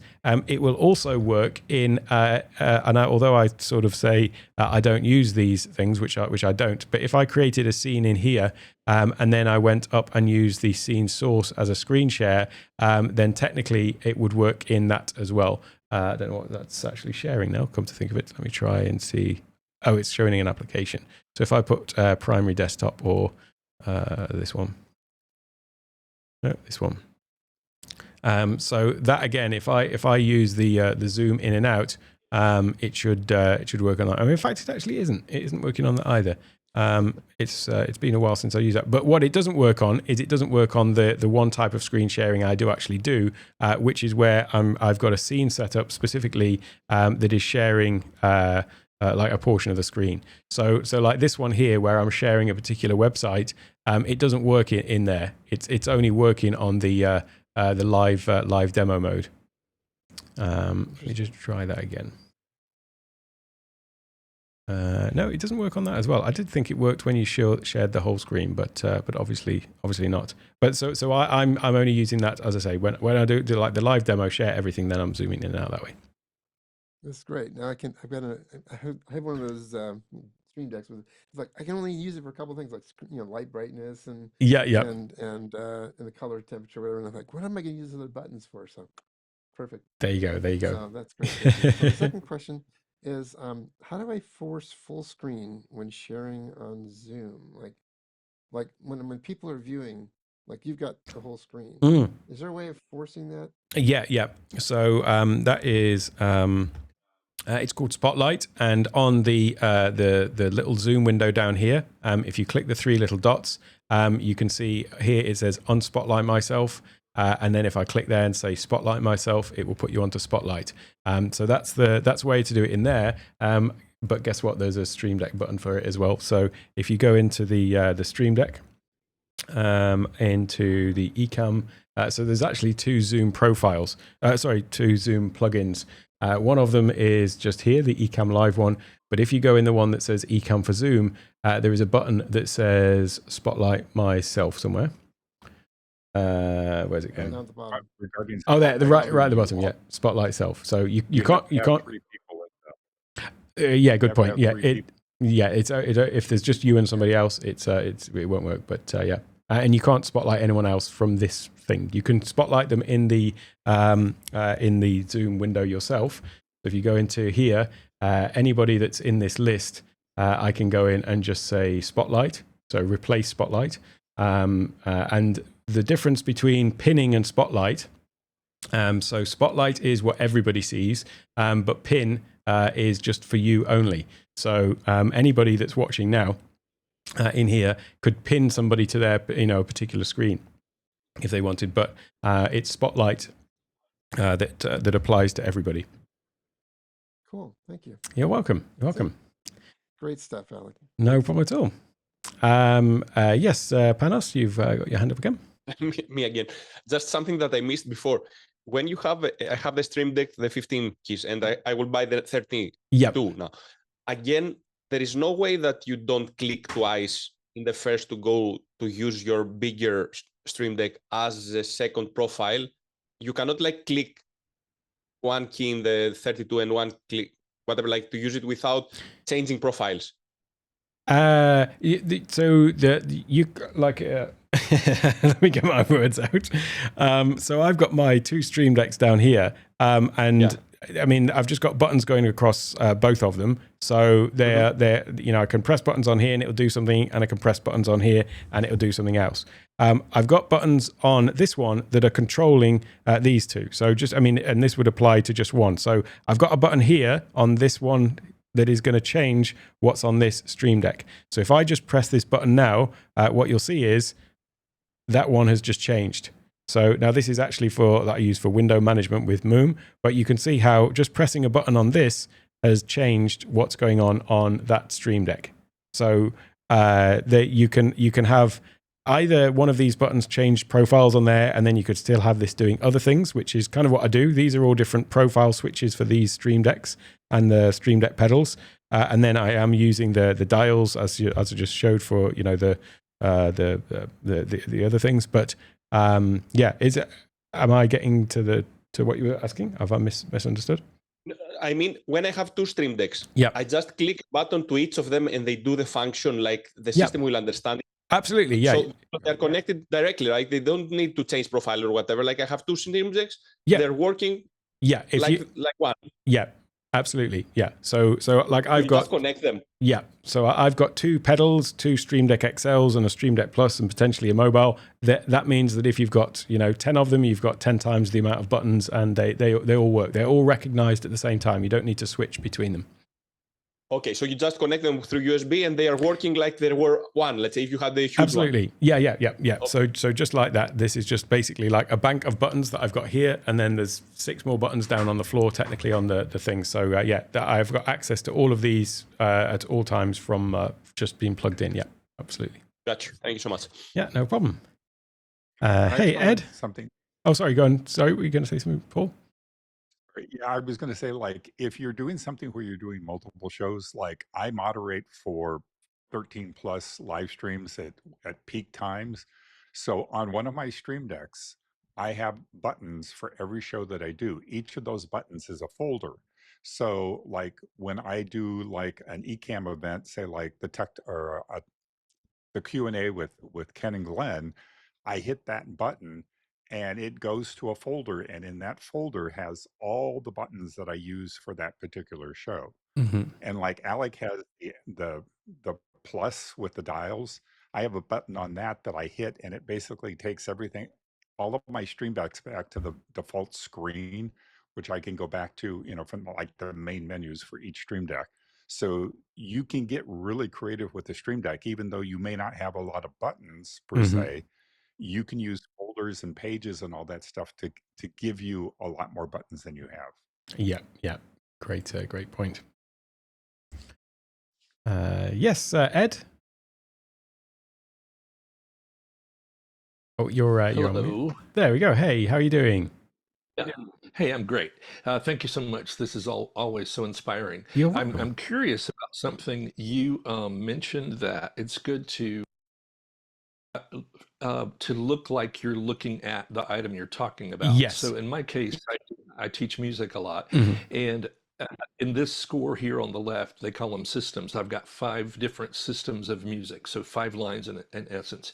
If I look at my iPad and look at the various systems, like if I want to look at the top system, I need to kind of look up on my wall like it's up there. Yeah. How might you suggest me give the impression that I'm looking at the various items without my iPad being in that physical space? Yeah, I mean that's if you've got your iPad down, and then but the main thing is like, look, if you're looking across to it, so it's more like if I come into this scene, for example, and somebody's just asking about the keyboard, so that's it. I'll come to it in a moment though. But if I was looking off to this side, this would just look really odd because I'm talking about what's over here, but I'm looking this way. Okay. Now in reality, like if now I'm kind of looking at it, but sometimes I might be looking at something that's kind of down at the bottom of the screen because I'm using that portion of the screen, and it doesn't need to be exact. It's just like you're probably going to be speaking into the camera most of the time, but then when you just like glance down at the thing, to have it at least look like you're looking in the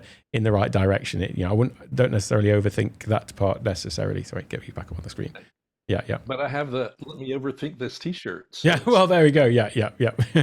And I mean, I said to on the feedback on your video, I thought it was just really well done, and it did. The other thing about it I loved was because you've got the keyboard obviously, and then you were looking down at the keys.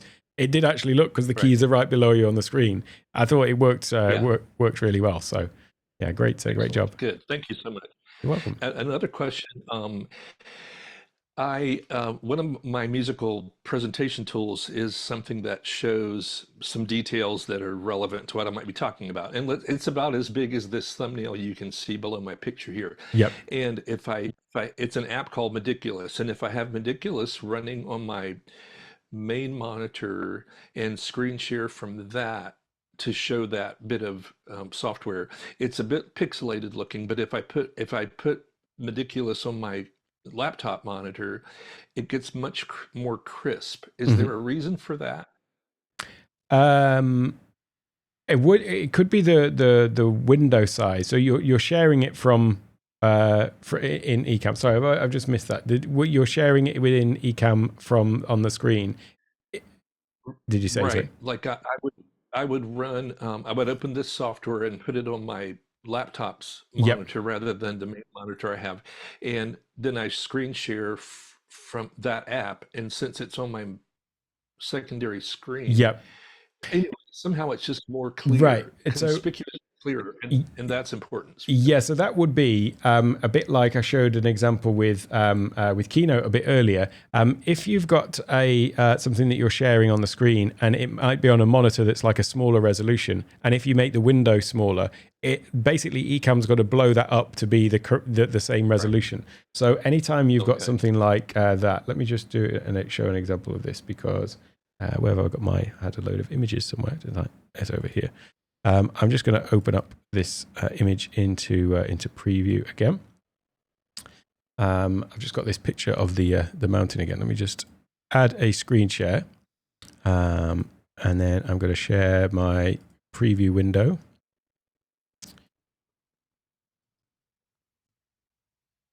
So now I've got that picture of a mountain on the screen, and basically that is that's right there on my monitor. Now, this is a 4K monitor. I'm broadcasting in 1080p. So basically a quarter of this 4K monitor is 1080p. So that means that this image at the moment is the same size or larger than it is appearing on the screen here. But now watch, if I make the window itself, so I'm going to now make this window much smaller. So I'm going to drop that right down into the corner like that. Now, when I go back to that view, you'll see that image is much more blurry now. And that's because it's probably not the best image to demonstrate with, but because it's mainly all blue, but it is significantly more blurry, that image. Yes. And then if I just scale it all up again, then suddenly it becomes crisp again. And that's because it's been scaled. So what I suspect is the image that you, or the window that you're scaling, or sharing rather, is potentially smaller than you're recording in. That would, to me, be what I would suspect is happening there. And so would the solution be to keep it on my main monitor and just share from that? Yeah. Or share full... Yeah, if it's the app, but share the full display. Yeah, basically just have it so that wherever it is, it needs to be higher than, it needs to be the same resolution as how you want it to be on the screen. And that's why I ended up with adding more monitors because then I've got space for it. But yeah, just make sure that if it's on the main display and it's looking right, then I suspect that's the issue. So if you could keep it there, that would be good. Okay. I wonder, could I keep my hand up and open that software and come back in a second? Because I'd love to. Absolutely. Yeah, of course. Yeah. Okay, I have it. I can possibly make a quick overlay. Let me just, as well, what I'll do is I'll just duplicate this scene, and then I can, because we can see this one. Let me just try that again. So for instance, now I've opened the app, and are you suggesting that I, when I choose what to screen share the app or share the display and crop down to that item? It's either the same issue really. If you if you're sharing your whole display, and then you crop down to where the app is, and then you blow it up, and it's small on the screen, you're still going to get the same issue. That basically whatever resolution you're seeing it at physically on the screen, like whatever size that is, if Ecamm is having to blow that up, it's having to scale it beyond the resolution that it is. So if you put it as a little square in the corner of the window, in the corner of the monitor that's like 100 pixels wide, but you're wanting to show that at 1080p, then Ecamm's going to have to make that bigger and try and guess what's going on in between it, which is what's making it blurry. So actually, it doesn't really matter whether you share the display and crop into it and blow it up, or whether you share the window and blow it up as well. What matters is what size the actual window is that you're referencing. Okay. So do you see that window now? Yes, yeah, I do, yeah. And the area I want to share, I'm cropping down. Yeah. It's this area. Yeah. And it's you can see that it's just a little pixelated. Absolutely, yeah. That's what I'm trying to say. And that's the issue. That's because the area of the screen that is taking up in terms of the number of pixels is smaller than the number of pixels that you want it to be within Ecamm. And so if it's only 100 pixels wide on the screen, and then you need to blow it up to 200 pixels, it's going to have that resolution issue. The only way around that is to have it on a monitor that's large enough that particular portion is at the same resolution or higher than you want it to appear on screen in the recording, in the production. Okay. And the app itself doesn't allow me to expand that window. I can just move that window. So I don't know how I can force it to be big. Yeah, I mean, if the app is sort of fixed, it might not be a feature of the app that you can just say, I want to make that part bigger or smaller or whatever. But then does it surprise you, Alec, that when I move it to my my Mac, let's see, it's sitting on my main monitor right now, but if I move it to my laptop, it gets much more crisp.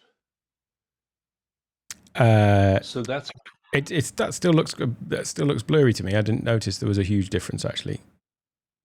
Okay. His whole screen looks a little blurry. Tell me with your hand.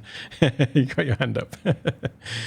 And I'm getting that little I don't know, call it scrolling pinwheel of death or whatever a lot today. Is that because I've just got a lot of things open? Yeah, that probably will be part of the problem. If you've got lots of things open and it's and especially actually screen sharing is one of the things that it does take up more processing. When I was using my Mac Mini, the M1 Mac Mini, and I mentioned that I got something that was really underpowered with hindsight after I started doing more and more things. At one point, I started taking my main monitor through an HDMI splitter and taking it back into my computer through a cam link, so that rather than sharing screen, I was actually just constantly getting the feed from the camera, from the screen over a cam link to avoid excessive processor use. And that's because I was really just pushed to the absolute limit with that. I'm not suggesting you do that, but the issue with this is just simply that you've got the number of pixels that the thing is on the screen is smaller than the number of pixels you want it to be on the screen. Okay, and I do see how bad my picture looks right now. Yeah, you are a little bit pixelated in general, like it's not entirely clear, and that could be. I suspect it's a zoom thing, so it could be also related to processor. So if you go up and have a look at it, could be related to bandwidth first of all, like as in your internet speed, but also Zoom will throttle your resolution if you are using excessive processor. So what you could do is, if you've got, I use an application called iStat Menus up in the menu bar that shows you sort of processing, but you can also go to Activity Monitor. So if you go to Activity Monitor, then that is an application on the Mac. Every Mac's got it. And in there, you'll be able to see under CPU, you'll be able to see anything that's using excessive CPU. You'll be able to see what the total usage is as well. So that'll tell you like what percentage of CPU you're using. And if you're up over... Sorry, go on. It says Ecamm is using 127%. How is that possible? Yeah, it's a bit misleading. That is because the percentage is the percentage of a single core, and these days we've got multiple core Macs, so that's not unusual to see something that's over 100%. If a little bit misleading in total. I don't know why they should just tell you the percentage of the actual total. But sorry, wrong screen share. This is the one. So yeah, I've got the same. I mean, in my case, Ecamm is 69%.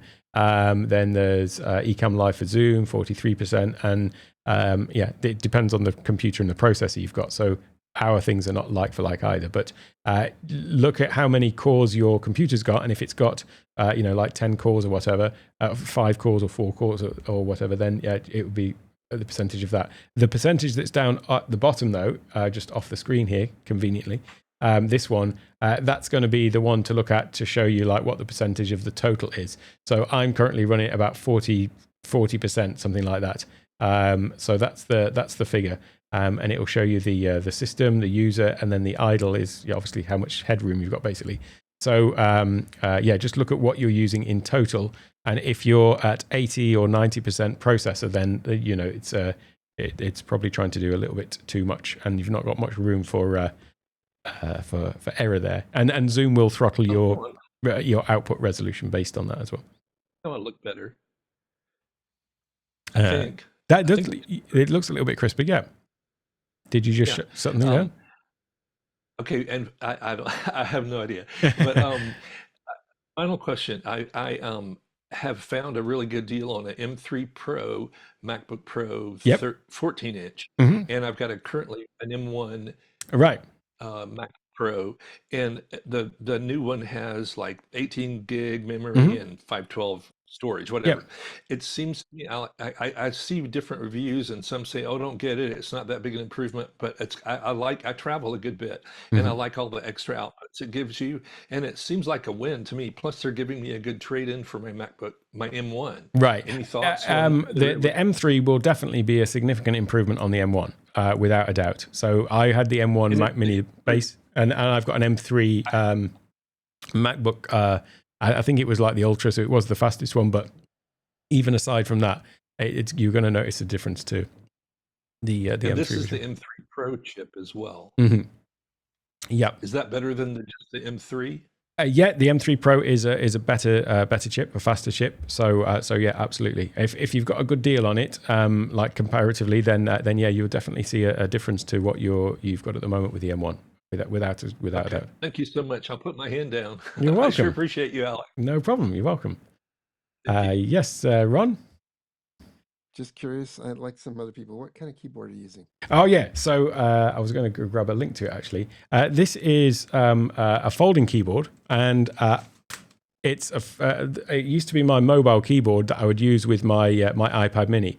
iPad Mini. And I was looking for something that was folding, but I wanted a full-size keyboard. And the thing that's kind of unique about it is the way that the mechanism works. So it sort of folds along. I don't know if I can get the light on it and fold it, but it folds along the keys. Let me try this one instead. Let's put a link in. There we go. So if you can see like where the fold is, it folds like in the keys sort of fold in a little bit. But what it means is this is exactly the same size as a MacBook keyboard. So it's a full-size keyboard, but there are no like annoying joins in the middle of it when you're actually typing on it. And I got it for my iPad Mini. Actually, not this one, a different one, or the same one, but I bought it a few years ago.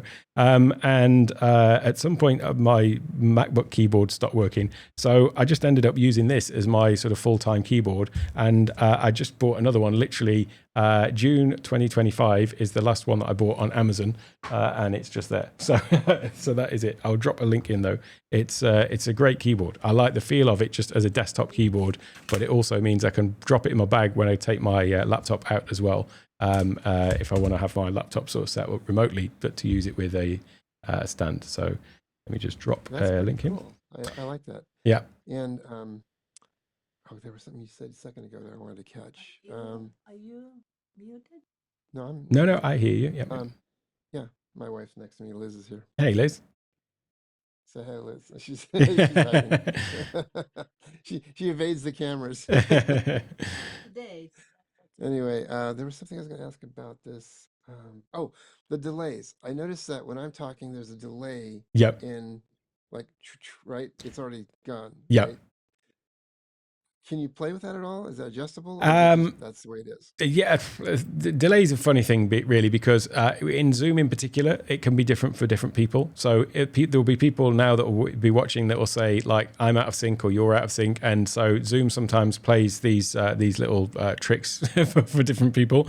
The other thing, though, but there will be a slight delay, though. In Ecamm itself, though, there is an option to go into the settings. And this is for recording in particular.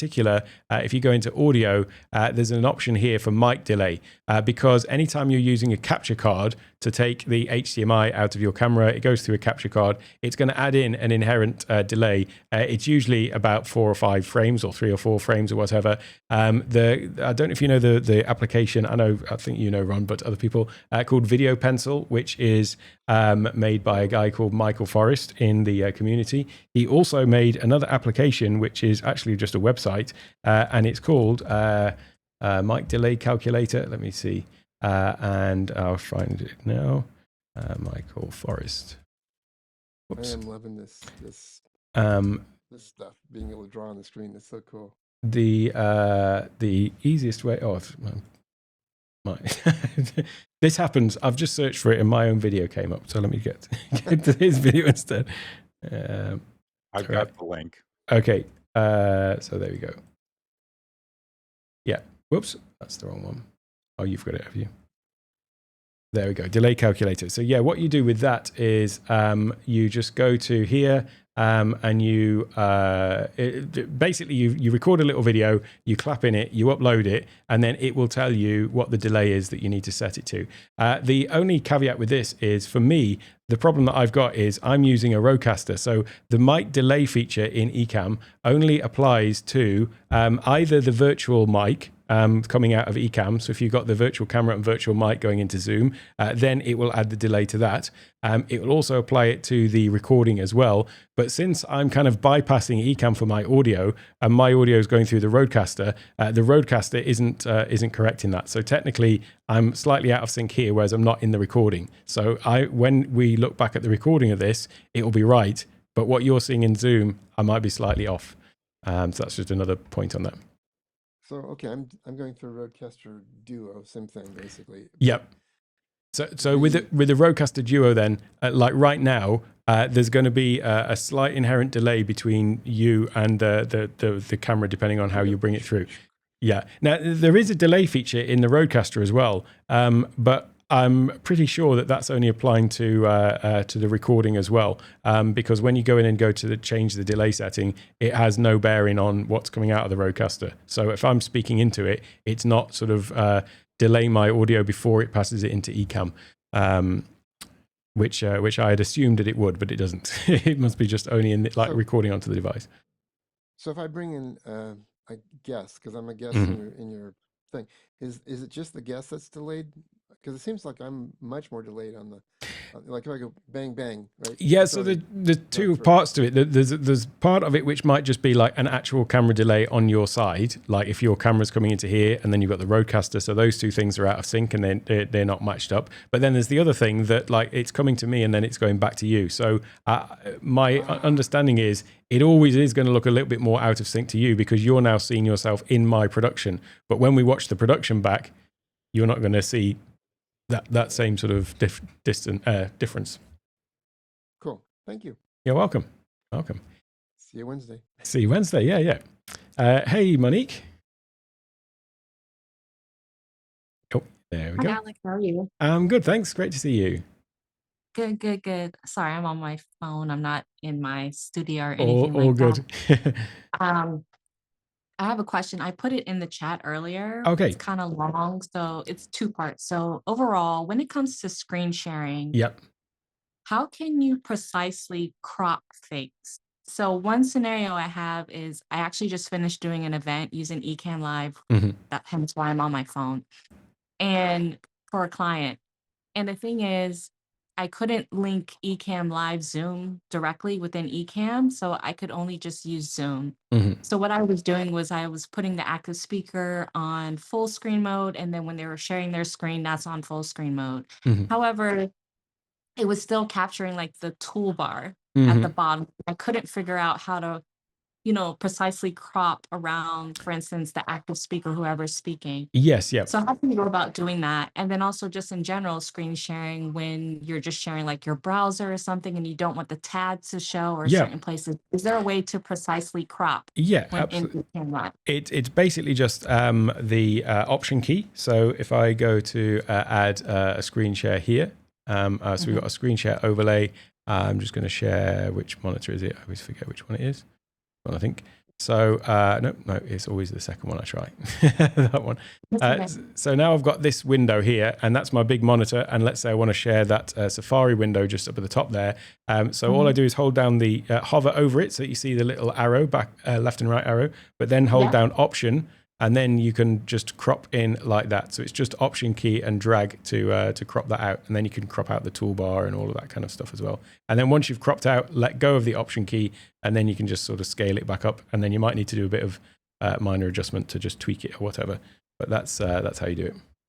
Oh my goodness. Thank you so much. I don't even know, because I have access to your free Ecamm Live course, cool. which anyone who sign up for it if you haven't already. I've learned so much from that, and just you being live the past few years. I can't believe it was that simple. So thank you so much You're for welcome. sharing that. No Killing problem. me, and I don't want to have to deal with that ugliness again when I work with another client. Yeah. Cool stuff. Yeah, you're welcome. Yes, Tommy, you got another question? Yeah, I believe Paul has me in timeout on the video part, but nevertheless,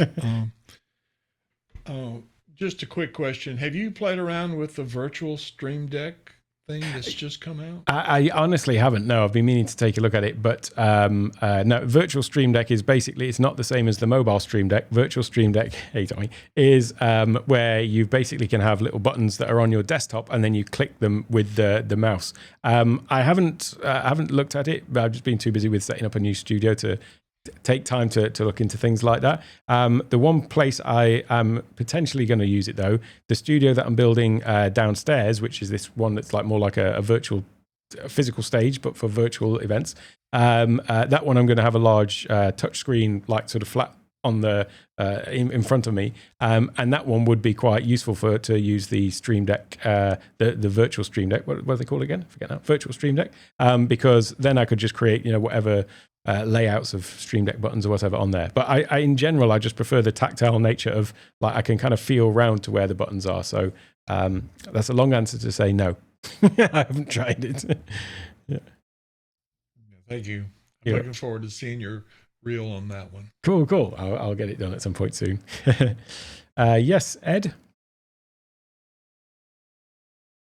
Thank you again. So, Alec, I was able to increase the window cool. for that. Yes, yep. And now it's beautiful. Absolutely. But one of the things I've done based on your teaching is I use Keyboard Maestro for a lot of things. And I set up a deal where in music you have 12 different keys you could choose, like G is up here. It could be several different things. Yep. So I've set up my Keyboard Maestro to go to that area and click and choose the key for me. But I get this little you see that. I'm going to show you what happens.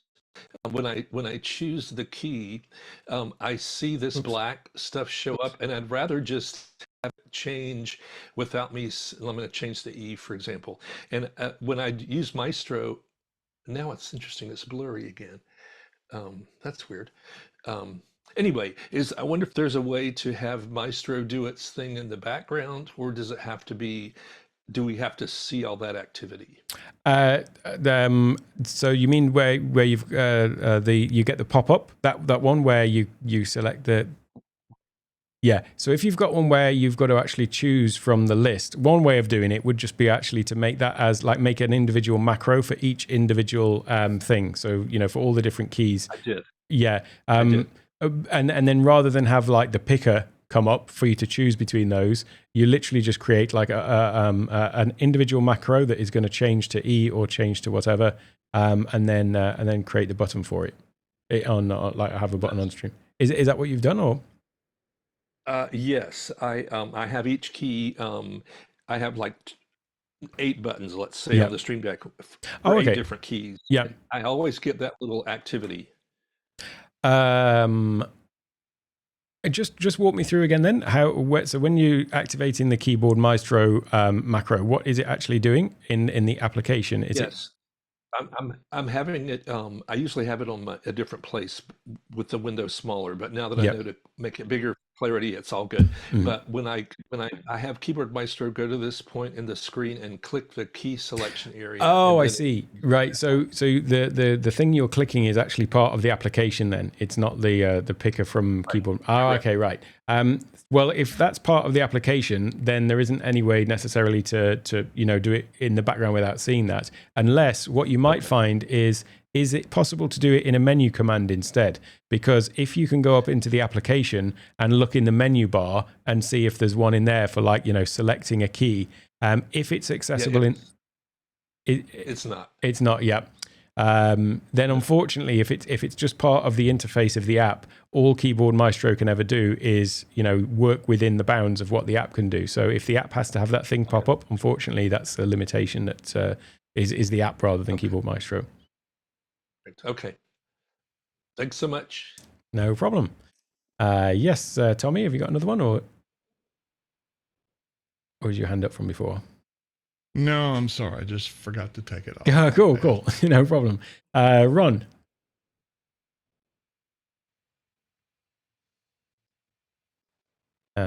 You got another question, Ron?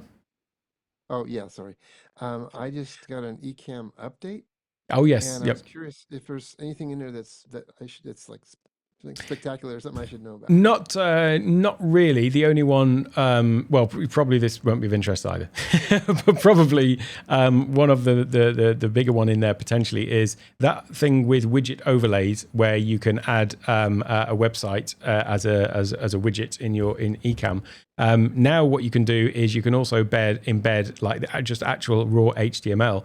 Why that is actually really interesting is because there are tools now like AI tools that you can use to create your own AI widgets, not AI widgets, rather HTML widgets. So for example, let's say, there might be somewhere where you've got like a countdown or a timer or something like that. I'm stupid to pick things that are already features of Ecamm, but whatever it happens to be, these things that typically you would have used like an actual widget from before, now you can go into things like ChatGPT or Claude and ask it to create you the HTML widget itself, and then you just copy and paste that code into Ecamm, and now you could have your own custom widgets that have just been designed in minutes with AI. So that's kind of a cool feature of it. But apart from that, it's kind of under the hood improvements. I think I can't remember if there's anything else major. I think that's it. The only other thing is if you're using Zoom, there is an update in the SDK application and Ecamm to match what Zoom has made changes. Yep. It's always a good idea to run these updates because there's a lot of, there's all that other minor changes. They do a lot of stuff under the hood that kind of speeds things up, fixes things, might be security stuff, something that's not worth explaining, but it's in there. So it's always a good idea to do the updates. Yep, absolutely. Yep. Cool. Thank you. You're welcome. Yes, Panos? Yeah, two small questions because I was the first thing. Let me ask you first because I am sharing my other NDI now MacBook. So I chose the NDI as an audio source, and here I chose the NDI audio or NDI audio source. But now you don't hear your video, right? Yeah, I know. I don't hear that. Yeah. So what's the setting? So should I can pass because now in my Ecamm I have NDI audio like below my Rodecaster Pro. And play through, but it doesn't. The sound doesn't come to. So on the thing that you're transmitting the NDI from, is that transmitting the NDI audio as well itself? So I would suspect that this is on the actual source. So on the computer that you're transmitting from. So here, should I change the output somehow? The input. Yeah, on the let me think. So, which computer are we looking at there? We're looking at my MacBook Pro. Yeah. You now you're looking at my MacBook Pro that it's connected, and I'm as a camera with my Ecamm now. Okay, right. So then, if you change the audio output to be the NDI, then that should send it through there. It doesn't. Like I have this, I have in the Ecamm, but now I'm playing your video, let's say, and it doesn't pass.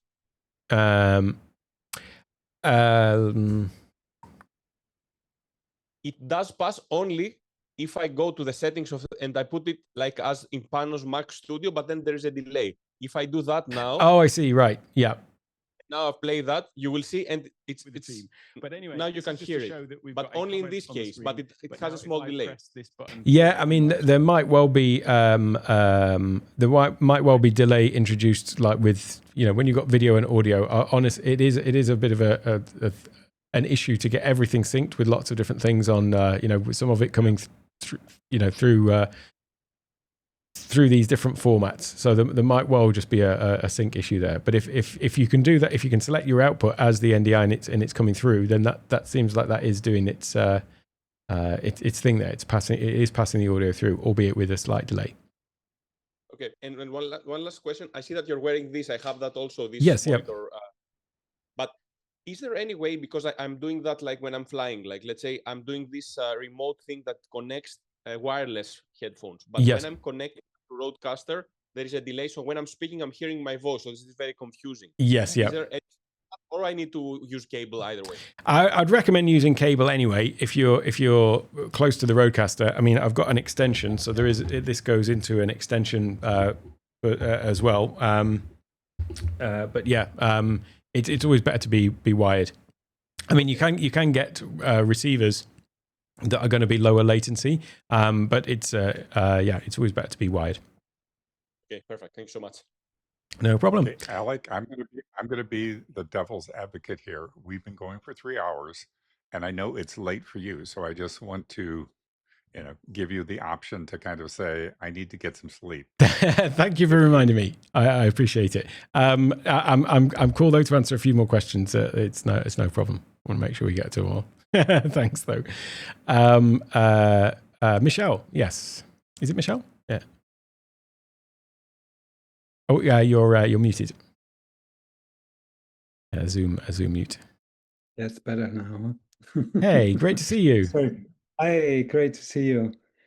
I'm still wondering if I should use Wavelink. I keep asking the question because there is this possibility, and I've got some professional plugins from Waves, which are very high quality. Right. And I would love to use them somehow in my audio. I do not have the Podcaster 2 or so. Well, I think I should be able to do that with Wavelink and with these professional things. Yes. Plugins have a great quality, but I wonder if I'm the only one because I never see somebody else talking about this. And I know you are known with it, but yeah, there's no video about it. Yeah, so the Wavelink is, I mean, I the reason why I don't talk about it too much is because I use the Rodecaster Pro 2, which is a hardware external mixer and has got all of the audio processing on it. But actually, Wavelink's great as well. It's just that it's a software, so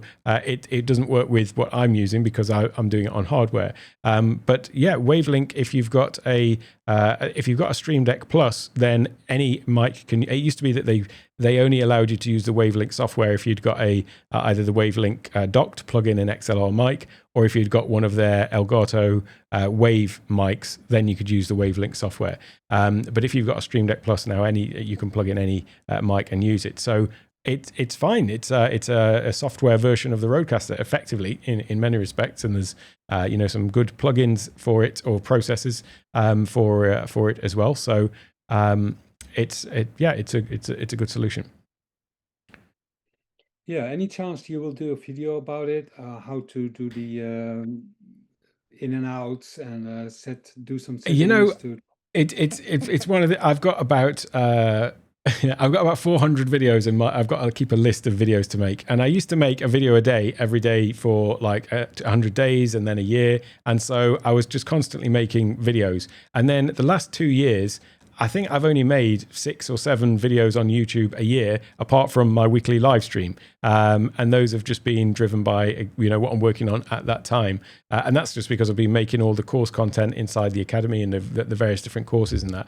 I've been saying for, I want to say a year, I'm going to get back to recording like regular videos on YouTube soon. And then there's always something else that comes up, like there's been this, there's been so it's I will make one at some point, but I honestly can't guarantee when that might be.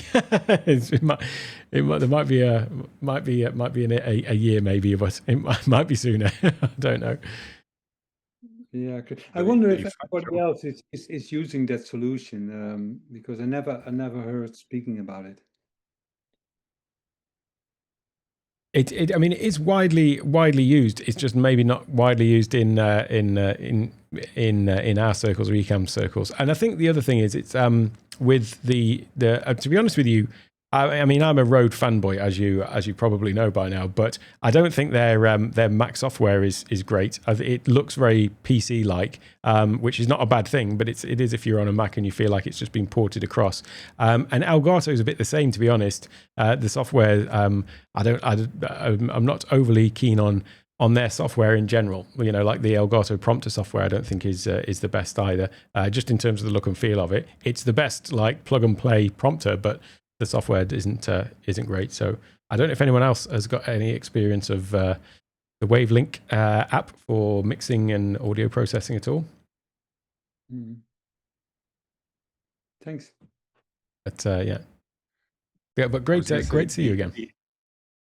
The old joke used to be when we would, during the day, we would all think about, I wished Alec would make a video on XYZ. Go to bed and we'd wake up the next morning and Alec had made a video on XYZ. I had it always seemed to be that Elgato and Rode and people like that would release their things like just as I was waking up. So I'd be just like, okay, that's what I'm doing now. And then suddenly people in the US would wake up and I'd got my video out. Cool. If there's no other questions from here, I will go over to the chat finally. Sorry, it's taken me so long to get to this. Melissa, are you still here? Let's see. If not, I'll do it for the recording. Can you assist me with debugging my audio? Let's see. She figured it out. It was a cable. Oh, okay. Oh, that's good. that saves me reading it. Do you have a reel teaching the use of live graphics in a Keynote slide? I've got a video about that with where I share a template as well. Let me see if I can just find that somewhere. What's it called? Immersive presentations, I think what I called it.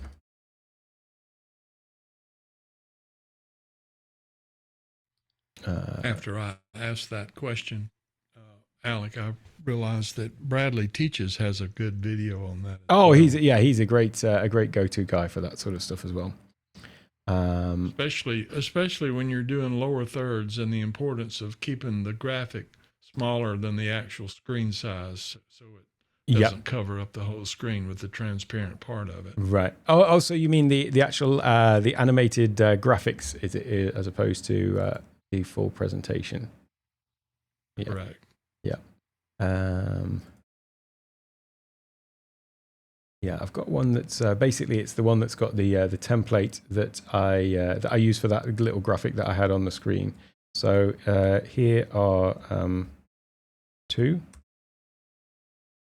So one of them is about lower thirds, and then the other one is about just shows the thing I showed it earlier actually, but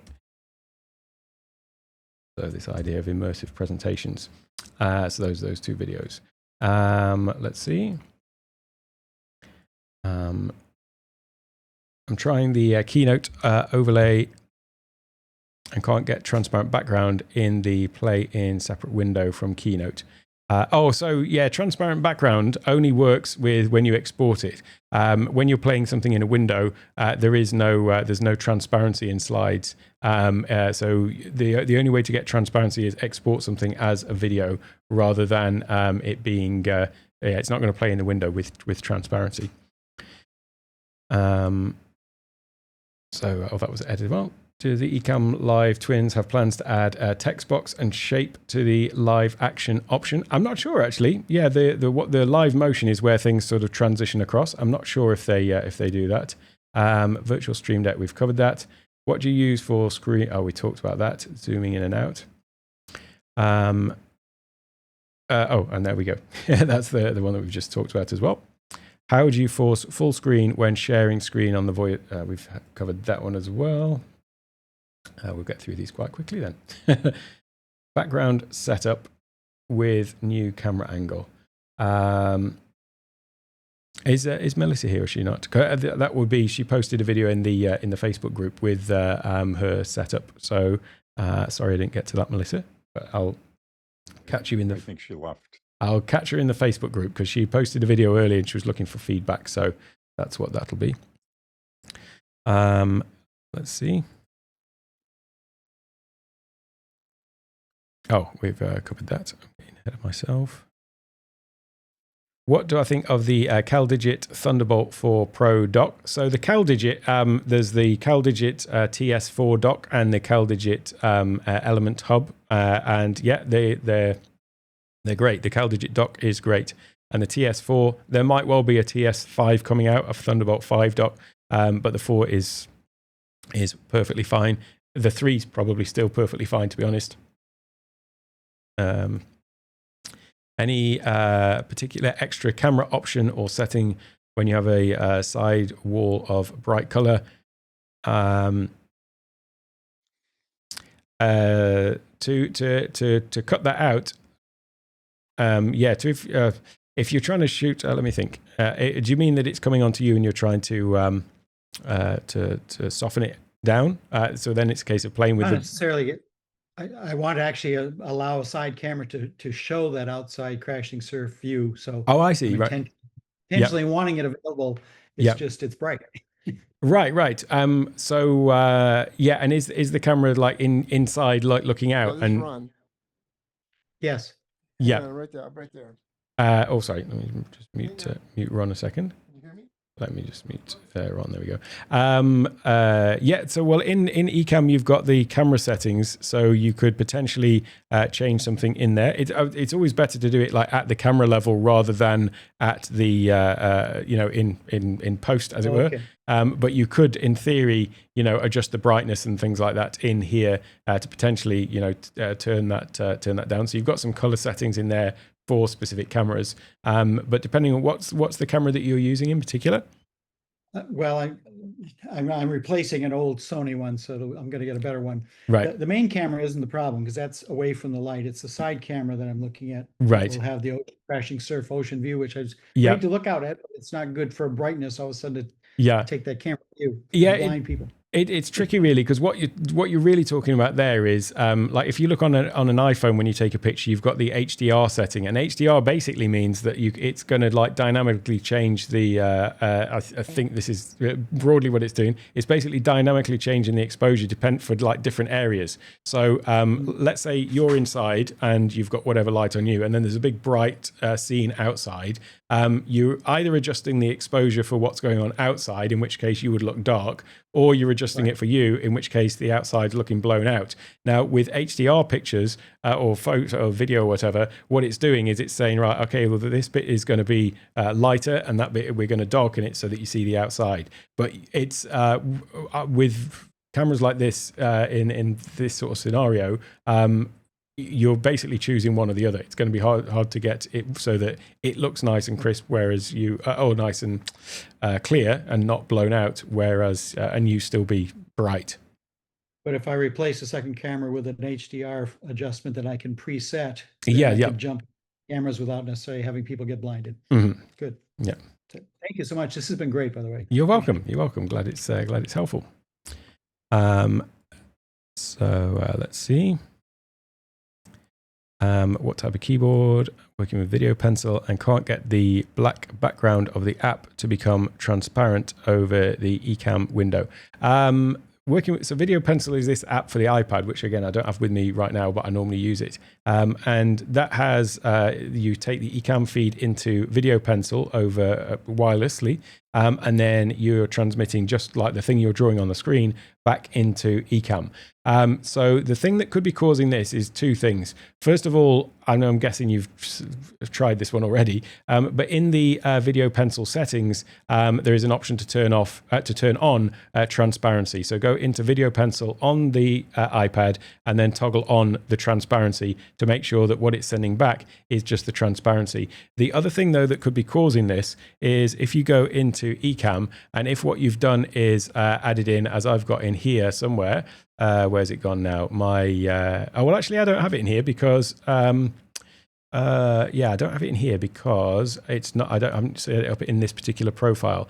Let's try and replicate it though. I'm going to add in a camera overlay and let's see if it works the same with. It probably doesn't actually. I was going to say if it works the same with a guest. Because basically what you have is you have a transparent background behind it. So when you add in Video Pencil, you should see it just being completely transparent, and then you zoom in to make it completely fill the screen. So now you've got a Video Pencil overlay over the whole screen. The thing that can cause it, though, to potentially have a color behind it, I think, unless I've got actually now I'm saying this, I think the twins corrected this, Ken and Glenn. What did happen before was if you had got a border color on it that had any border, the way borders used to work is they used to basically fill the entire space behind the camera. And in fact, that's what's happening with the circle thing. Now I mention it. You see how here this circle The reason why that looks like a solid white circle is because the way that Ken and Glenn programmed borders to work is they make the border, they fill in the entire area behind the camera and then just make it a little bit bigger. And I think that they have now changed it so that with Video Pencil in particular, you don't get this issue. But it might be worth just checking if you've inadvertently got a border color around your Video Pencil camera. That might be what's causing it. But I've got a feeling they fixed it. They fixed that potential issue. So apart from that, check in the actual Video Pencil app itself. Where are my comments gone? Just down to the last couple of questions, I think. How do you feel about the Ivanki Hub versus? To be honest with you, I'm not sure about what that one is. I have not heard of that. So as long as it is powered, then that is going to be the thing to look at. I don't know if this is the particular one or not, but what you want to look is it's got the adequate power supply. To be honest with you, a lot of these, they're actually the same board inside in any case. So there's a few different ones that technically I've got a different name, but if you look at the ports, they almost line up entirely the same as other things. Not this one in particular, but the thing to look for is just look at the power and make sure it's got a solid power input to it. That would be what I say about that. Let's go back to here. When viewing my video on gallery isn't delayed very much, but when as a guest, the video is delayed by a couple of seconds. Yeah, so when you're seeing yourself in the gallery, it's basically when you're being pulled into my my production then, is it? What I can say is it wasn't looking too delayed like on my side. So when I had the scene up, it wasn't looking too delayed in there. So it might well be that in the recording it's looking fine, but it's just because it's doing this loop and coming back to you. And it may well be that Zoom might well be displaying you in the gallery like your live view, as in it's just putting you from your computer on there, whereas what you're seeing with me is it going around the world to me and back around to you again. And so that's where the delay is being introduced. Well, if there are any other questions, raise your hand now. If not, then hold your silence, right? There you go.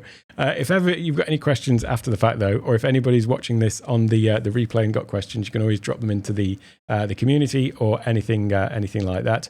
Good point, Paul. Let's put this one up. Paul's just mentioning the first. Where's it gone? Do the calls on Zoom. The Tech Talk calls on Zoom if you want to attend those.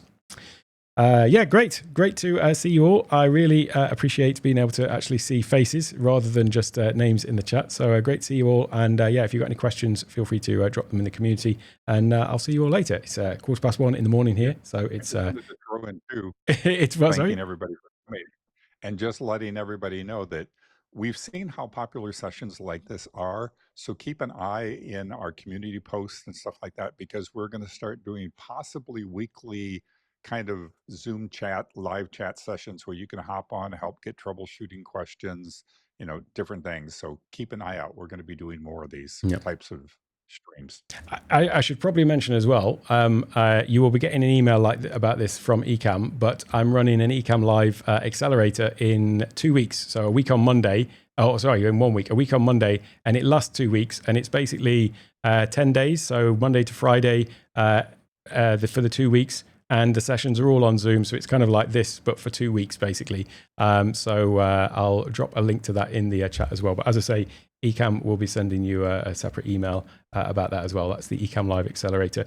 There's still the Ecamm Live Masterclass, which is totally free, but this is just a sort of live cohort style thing like this. So if you like cohort courses, then that might be an option as well. Cool. Well, have a wonderful day, and I'll see you all in the Ecamm community soon. Thank you. You're welcome. Thank you, Alec. Thank you, Thank Paul. you so much. Thanks, Alex. You're welcome. Awesome as usual. Bye for now. Bye-bye. Thank you. Bye. Wonderful. Bye-bye. Bye.